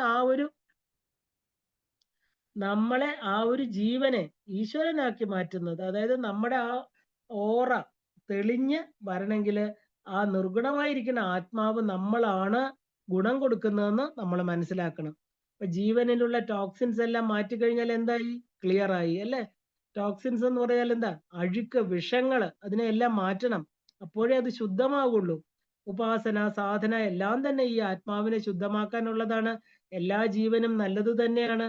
സഹവാസം, അന്തരീക്ഷം, ചീത്ത ഗ്രൂപ്പുകള് ഇല്ലേ? ചീത്ത കമ്പനികള്, അങ്ങനെ നാച്ചുറലി ഇങ്ങനെ നമ്മൾ അറിയാതെ നമ്മളില് അഴുക്ക് വന്നു ചേരും. അതുകൊണ്ടാണ് എപ്പോഴും നല്ലവരുമായിട്ട് സത്സംഗങ്ങൾ ചെയ്യുക, സദ്വാസനകൾ ഉണ്ടാക്കുക, നല്ല കാര്യങ്ങൾ കേൾക്കുക, കാണുക, പറയുക ഇല്ലേ? അപ്പൊ അത് തന്നെയാണ് നമുക്ക് ശരിക്കും പറഞ്ഞാല് ഒരു പാസീവ് സ്മോക്കിംഗ്, അതായത് വേറൊരാൾ നമ്മുടെ അടുത്തിരുന്ന് സിഗരറ്റ് വലിച്ചാൽ അതിന്റെ കേട് നമുക്കും ഉണ്ടാവും. അപ്പൊ അതുപോലെ നമ്മൾ അങ്ങനെയുള്ളവരുടെ കൂടെ ചേരുമ്പോൾ ആ അഴുക്ക് നമ്മളിലും വന്നു ചേരും. അപ്പൊ ധ്യാനം എപ്പോഴും ഒരു ക്ലെൻസിങ് പ്രോസസ്സാണ്. ആ ഒരു ദേവിയുടെ രൂപത്തെ, നാദത്തെ, ശബ്ദത്തെ ഇല്ലേ? എന്തിനെ വേണമെങ്കിലും നമുക്ക് ധ്യാനിക്കാം. എല്ലാം പ്യുവറാണ്. ഏതിനെ വെച്ച് നമ്മൾ നിധിധ്യാസനം ചെയ്യണം. ഇതാണ് ആത്മാവിനെ പ്യൂരിഫൈ ചെയ്യാനുള്ള ഏക മാർഗം. ആധാരത്തിൽ നിന്ന് നിരാധാരത്തിൽ എത്താൻ നമുക്ക് സാധിക്കണം. ആ ഒരു നിർഗുണം എന്ന് പറഞ്ഞാല് 3 ഡയമെൻഷനിൽ ഇരിക്കുന്നവരാണ്. അതിന് ആ ഒരു മുകളില് 5, 6, 7, 8 ഡയമെൻഷൻസ് ഒക്കെ എന്താ നിർഗുണത്തിലാണ്. നമുക്ക് കാണാൻ പറ്റില്ല, ഇല്ലേ? അപ്പോ ആ ഒരു ഒരു സീക്കർ, അതായത് ഒരു അന്വേഷകൻ, അത് നമ്മള് ആ സാധന തുടങ്ങുമ്പോ നമ്മള് എന്താ പറയാ, ആദ്യം 3 തലത്തില് ആ 3 ഡയമെൻഷനിൽ തുടങ്ങി നമ്മൾ ഒരുപാട് അകത്തേക്ക് സഞ്ചരിച്ച് ഒരുപാട് രഹസ്യങ്ങൾ, അല്ലെ, നമ്മുടെ ഉള്ളിലിരിക്കുന്ന ആ സീക്രട്സ് അതിനെ മനസ്സിലാക്കി അപ്പോഴാണ് നമ്മുടെ ശക്തികളെ തിരിച്ചറിയുന്നത്. അനേക ജന്മങ്ങളില് നമ്മൾ കൊണ്ടുവന്നിരിക്കുന്ന പല വാസനകളും നമ്മളിലുണ്ട്, ഇല്ലേ? കാരണം അതെല്ലാം നമുക്ക് തിരിച്ചറിയാൻ അപ്പോഴെല്ലാം നമ്മുടെ കൂടെ സാക്ഷിയായിട്ടിരുന്നത് ആരാ? ഈ അമ്മ തന്നെയാണ്. നമ്മൾ എത്രയൊക്കെ ജന്മങ്ങൾ എടുത്തപ്പോൾ, മനുഷ്യനായിട്ട്, പുല്ലായിട്ട്, പൂവായിട്ട് എന്തെടുത്തപ്പോഴും നമ്മുടെ എല്ലാത്തിനും സാക്ഷിഭാവത്തിൽ ഇരുന്നത് ആരാ? നമ്മുടെ കൂടെ ഈ അമ്മ തന്നെയാണ് ഇരുന്നത്, ഇല്ലേ? ആ അമ്മ നമ്മളെ സഹായിക്കാണ്ടിരിക്കുവോ? നമ്മള് ആ ഒരു ആഗ്രഹത്തോടു കൂടി അമ്മയെ എനിക്ക് അറിയണം, അമ്മയിൽ എത്തണം എന്നുള്ള ആ ഒരു ജീവന്റെ അദമ്യമായിരിക്കുന്ന ദാഹത്തെ ദേവി മനസ്സിലാക്കിക്കൊണ്ട് തീർച്ചയായിട്ടും അമ്മ ആ ഒരു മകനെ അല്ലെങ്കിൽ ജീവനെ, മകളെ ആ ഒരു തലത്തിലേക്ക് കൊണ്ടുപോകും, ഇല്ലേ? അതുകൊണ്ട് എന്താ വേണ്ടത്? ആ ഒരു നമ്മൾ ഡിവോട്ടി അല്ലെങ്കിൽ സാധക എന്നൊക്കെ പറയുമ്പോ ആ ഒരു നമ്മൾ അകത്തേക്ക് പോവുക. കാരണം ആ ഡ്രൈവിംഗ് ഇൻസൈഡ്, ശരിക്കും പറഞ്ഞാല് ആ ഒരു നിർഗുണ ഉപാസന, അതാണ് ആ ഒരു നിർഗുണ ഉപാസനയുടെ ഏറ്റവും ഉയർന്ന തലമെന്ന് പറയുന്നത്. അതിനെ നമുക്ക് പുറത്ത് കാണാൻ പറ്റില്ല, അകത്ത് കണ്ടു കഴിഞ്ഞാൽ നമുക്ക് ഈശ്വരനെ എല്ലായിടത്തും കാണാൻ സാധിക്കും. അപ്പോ അടുത്ത ജന്മം എന്ന് നമുക്കറിയില്ല, അല്ലെ? ഇനി വരുന്ന വർഷങ്ങൾ പോലും വളരെ ടഫാണ്, നമുക്കറിയില്ല നമ്മുടെ ജീവിതം എങ്ങനെ പോകുന്നു. ഏക മാർഗം ഈശ്വര സാക്ഷാത്കാരം നേടണം എന്നുള്ള ആ ലക്ഷ്യം തന്നെയാണ്. അപ്പോ ആ ഒരു എന്താ പറയാ, മാസങ്ങളില് ഒന്നുള്ളത്, അതായത് 8 മരണം ഇല്ലാത്തത് മാസങ്ങളില്, ആ ഒരു ഈ മാസങ്ങളെ നമ്മൾ ദംഷ്ട്രം എന്നാ പറയാ. പല ആഹാരങ്ങളെ സ്വാദോടെ കഴിക്കാൻ സഹായിക്കുന്നതാണ്. ഇപ്പൊ ചിങ്ങമാസം തുടക്കാണ്, വൃശ്ചികം 8ാമത്തെ മാസമാണ്. ഈ 2 മാസവും ചൊവ്വാഗ്രഹത്തിന്റെ ആസ്ഥാനാണ്. കാരണം കാരണം ഈ ദംഷ്ട്രം എന്ന് പറഞ്ഞാല് കോമ്പല്ല്, സൈഡിൽ ഇരിക്കുന്ന 2 പല്ലുകളാണ്, ഇല്ലേ? ചൊവ്വ നല്ലതും ചീത്തയും തരുന്ന് പറയാറുണ്ട്. ഇപ്പൊ ദേഷ്യം നല്ലതും തരും, നല്ല ചിന്തകളും തരും, മോശം ചിന്തകളും തരും, ഇല്ലേ? ഈ 2 മാസങ്ങളിലെ ഗ്രൂപ്പായിട്ട് നമ്മൾ ലളിതാ സഹസ്രനാമം വായിക്കണം എന്ന് പറയാറുണ്ട്. ഇതിനപ്പുറം വേറെ മന്ത്രം ഇല്ല. ആ വേറൊരു, അതായത് ഈ ലളിതാ സഹസ്രത്തിന് സമാനം വശിന്യാദി വാഗ്ദേവതകൾ മനുഷ്യരല്ല, ദേവികളാണ്, അല്ലേ? അവരെഴുതിയതാണ് ഈ ലളിതാ സഹസ്രനാമം. അപ്പൊ മനുഷ്യരായ നമുക്ക് ജപിക്കാൻ കിട്ടിയത് മഹാഭാഗ്യാണ്. അവരുമായിട്ട് എന്തെങ്കിലും ബന്ധമില്ലാതെ നമുക്ക് ഇത് വായിക്കാൻ സാധ്യമല്ല. ഈ ഭൂമിയിലുള്ള എല്ലാവരും ലളിതാ സഹസ്രനാമം വായിക്കുന്നുണ്ടോ? ഇല്ലല്ലോ. അപ്പൊ അങ്ങനെ ആ ഒരു അനുഗ്രഹം കിട്ടിയവരെല്ലാം തന്നെ ഈ ഒരു എന്താ പറയാ, ഈ ദേവികളുമായിട്ട് ബന്ധപ്പെട്ടതാണ്. നമ്മുടെ ശരീരം പഞ്ചഭൂതങ്ങളില് ആ ഒരു എന്താ പറയാ, പഞ്ചഭൂതങ്ങൾ കൊണ്ട് നിർമ്മിതമായിരിക്കുന്ന ഈ ശരീരം, ഇല്ല, അതിന് ഒരുപാട് ലിമിറ്റേഷൻസ് ഉണ്ട്. എന്നാൽ ഇതിൽ ഇരുന്നു കൊണ്ട് നമുക്ക് അൺലിമിറ്റഡ് ആയിരിക്കുന്ന, എല്ലായിടത്തും വ്യാപിച്ചു കിടക്കുന്ന ആ ഒരു ശക്തിയെ അറിയാൻ നമുക്ക് സാധ്യമാകും, ഇല്ലേ? അതിനെ അറിയാൻ ഒരുപാട് ആ ഒരു പ്യൂരിഫിക്കേഷൻ പ്രോസസ്സ് ചെയ്യേണ്ടതായിട്ടുണ്ട്. ഇപ്പൊ സാധാരണ പാത്രം എന്ന് പറഞ്ഞാൽ മൈക്രോവേവ് ഓവനിൽ വെച്ചാൽ നമുക്ക് എന്ത് പറ്റും? അത് ഉരുകിപ്പോവും, അല്ലേ? ആ ചൂട് അതിന് താങ്ങാൻ സാധ്യമല്ല. അതിന് പ്രത്യേകം തയ്യാറ് ചെയ്ത പാത്രത്തില്, ഇല്ലേ, ആ ഒരു ചൂട് ചൂട് കൊണ്ട് ഉരുകാത്ത പ്രത്യേക, അതിന് നമ്മൾ മൈക്രോവേവ് വെസൽസ് എന്ന് പറഞ്ഞ പ്രത്യേകം പാത്രമുണ്ട്. അപ്പൊ ആ പാത്രം വെച്ചാൽ എന്താ, ഒരിക്കലും ചൂട് അതിനെ അഫക്റ്റ് ചെയ്യില്ല, ശാന്തമായിട്ടിരിക്കും, ഇല്ലേ? കാരണം അത് നല്ല ചൂടാക്കി അതിനകത്തിരിക്കുന്ന സാധനങ്ങൾ ചൂടാവും, അതിനൊന്നും പറ്റില്ല. അപ്പൊ നമ്മൾ ശാന്തമായിട്ടിരിക്കണം, ദുഃഖമില്ലാതെ, എക്സ്പെക്ടേഷൻസ് ഇല്ലാതെ. ദുഃഖം തരുന്നത് എന്താ? നമുക്ക് ആഗ്രഹങ്ങളാണ്, ഇല്ലേ? എക്സ്പെക്ടേഷൻസ് ആണ് നമുക്ക് ദുഃഖം തരുന്നത്. അപ്പൊ അതിനെ ഇല്ലാതാക്കാൻ നമുക്ക് പറ്റില്ല. കാരണം ഇത് കുറയ്ക്കാനുള്ള മാർഗം മാത്രമാണ് നമുക്ക് ചെയ്യാൻ പറ്റുള്ളൂ. അപ്പോ ഈ വശിന്യാദി വാഗ്ദേവതകൾ പറയണു, ശാന്തി സ്വരൂപിണിയായിരിക്കുന്ന ദേവിയെ മനസ്സിലിരുത്തണം, മനസ്സിൽ ധ്യാനിക്കണം. അപ്പൊ ആ മനസ്സടക്കാൻ വലിയ പ്രയാസമാണ്. അപ്പൊ ദേവി എന്ന് പറഞ്ഞാൽ എന്താ? നിഷ്കലയാണ്. കാരണം ദേവിക്ക് രൂപമെടുക്കാം, രൂപമില്ലാതിരിക്കാം, കലകൾ ഇല്ലാത്തത് നിർഗുണ ഉപാസന എന്ന് പറഞ്ഞത് ലളിതാ സഹസ്രനാമത്തിലെ 7-ാമത്തെ അധ്യായമായിട്ട് പറഞ്ഞിരിക്കുന്നത് അതുകൊണ്ടാണ്. തത്വമസി മഹാവാക്യ അനുഭവമാണിത്. കാരണം ആ ഒരു അനുഭവം ആകണമെങ്കിൽ ശരീരത്തിൽ നിന്ന് മനസ്സിനെ വേർപെടുത്തണം. ഈശ്വരൻ നമുക്ക് ധാരാളം ഉപാധികൾ തന്നിട്ടുണ്ട്. ഈശ്വരൻ അല്ല കാരണം നമ്മുടെ പ്രാരാബ്ധങ്ങളാണ്, അല്ലേ? നമ്മള് ചെയ്ത കർമ്മങ്ങള്.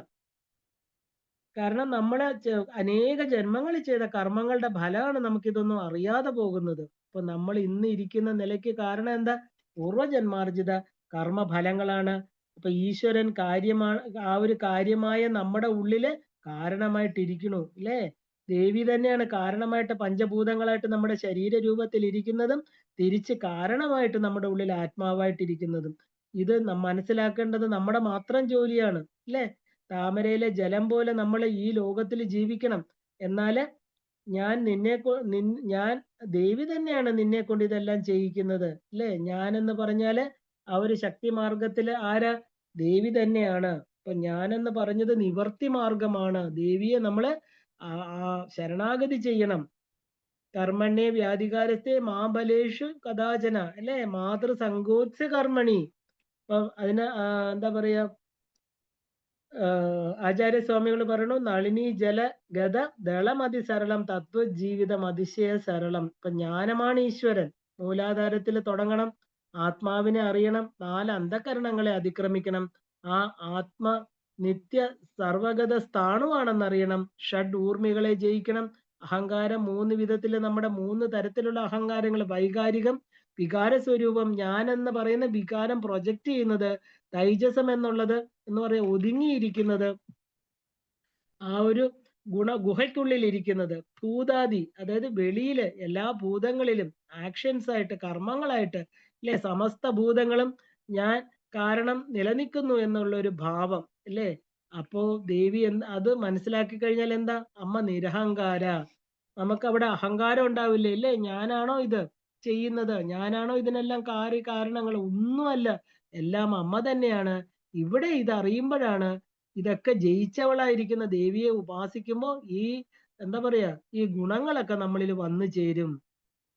ഇപ്പൊ ആശ എന്ന് പറയുന്നത് കർമ്മത്തിന് കാരണമാകണു, അതിൽ നിന്ന് പാപപുണ്യങ്ങൾ ഉണ്ടാകണു. ക്രിയ എന്ന് പറയുന്നത് കാമ്യകർമ്മങ്ങളെല്ലാം ക്രിയകൾ തന്നെയാണ്, നിഷ്കാമമായിട്ട് ചെയ്യണം. അപ്പൊ കർമ്മം കാമ്യത്തോടെ ചെയ്യുന്നതിനെയാണ് ക്രിയ എന്ന് പറയുന്നത്, അല്ലേ? അപ്പോ ആ ഒരു നിരുവിപ്ലവായി വിപ്ലവം എന്ന് പറഞ്ഞാൽ നാശം, യാതൊരു കുറവുമില്ലാതെ നാശമില്ലാത്ത മുക്താവസ്ഥ ദേവിയുടേതാണ്. ഇത് വേറെ ആർക്കുമില്ല. അപ്പൊ ഇത് ആഗ്രഹിച്ച് ചെല്ലുന്നവർക്ക് മാത്രമേ അത് കിട്ടുള്ളൂ. മുക്തി എന്ന് പറയുന്നത് എന്താ പറയാ, അതൊരു ഐഡന്റിറ്റി അല്ല. നമ്മള് മുക്തി തരുന്നത് ദേവി തന്നെയാണ്, അല്ലേ? നമ്മൾ ഇവിടേക്ക് കൊണ്ടുവന്ന ആൾക്ക് മാത്രമേ നമുക്ക് മുക്തമാക്കാൻ സാധിക്കുള്ളൂ. അപ്പോ നമുക്ക് ആ മുക്തി സ്വരൂപിണിയായിരിക്കുന്ന ദേവിയെ അറിയണമെങ്കിൽ എന്ത് വേണം? ദേവിയെ നന്നായിട്ട് നമ്മുടെ ഉള്ളില് കണ്ട് ഉപാസിക്കണം. ഇങ്ങനെയുള്ള കുറേ നാമങ്ങളിലൂടെയാണ് ലളിതാ സഹസ്രനാമം പോകുന്നത്. കാരണം ഇതിന്റെ മർമ്മമാണ്. കാരണം ഈ മർമ്മത്തെ അറിയാതെ നമ്മൾ നാമങ്ങളെ അറിഞ്ഞിട്ട് കാര്യമില്ല. ആ മർമ്മം അറിയുമ്പോൾ നമുക്ക് എന്താണ് എന്നുള്ളത് മനസ്സിലാകും. ഇപ്പൊ നമുക്ക് ഇനിയും കുറച്ച് നാമങ്ങളും കൂടെ ഇതിൻ്റെതായിട്ട് കണ്ടിന്യൂസ് ആയിട്ടുണ്ട്. ഇതിന്റെ കുറച്ച് ബാക്കി ഭാഗം കൂടെ നമുക്ക് മനസ്സിലായതിനു ശേഷം ആ ഒരു നാമങ്ങൾ ഓരോന്നായിട്ട് എടുത്ത് അതിന്റെ അർത്ഥം മനസ്സിലാക്കി നമുക്ക് ഈ അധ്യായത്തെ പൂർത്തീകരിക്കാം. നമുക്ക് ഇന്നിപ്പോ ഇവിടെ നിർത്താം. എല്ലാവർക്കും ശ്രീമാത്രേ നമഃ. ഭക്തിം ഭാഗ്യം യശജ്ഞാതിം വിദ്യാബുദ്ധിം ശ്രീയമ്പലം ആയുഷ്യം മുക്തി ആരോഗ്യം ദേഹിമേ പരമേശ്വരി. എല്ലാവർക്കും ശ്രീമാത്രേ നമഃ.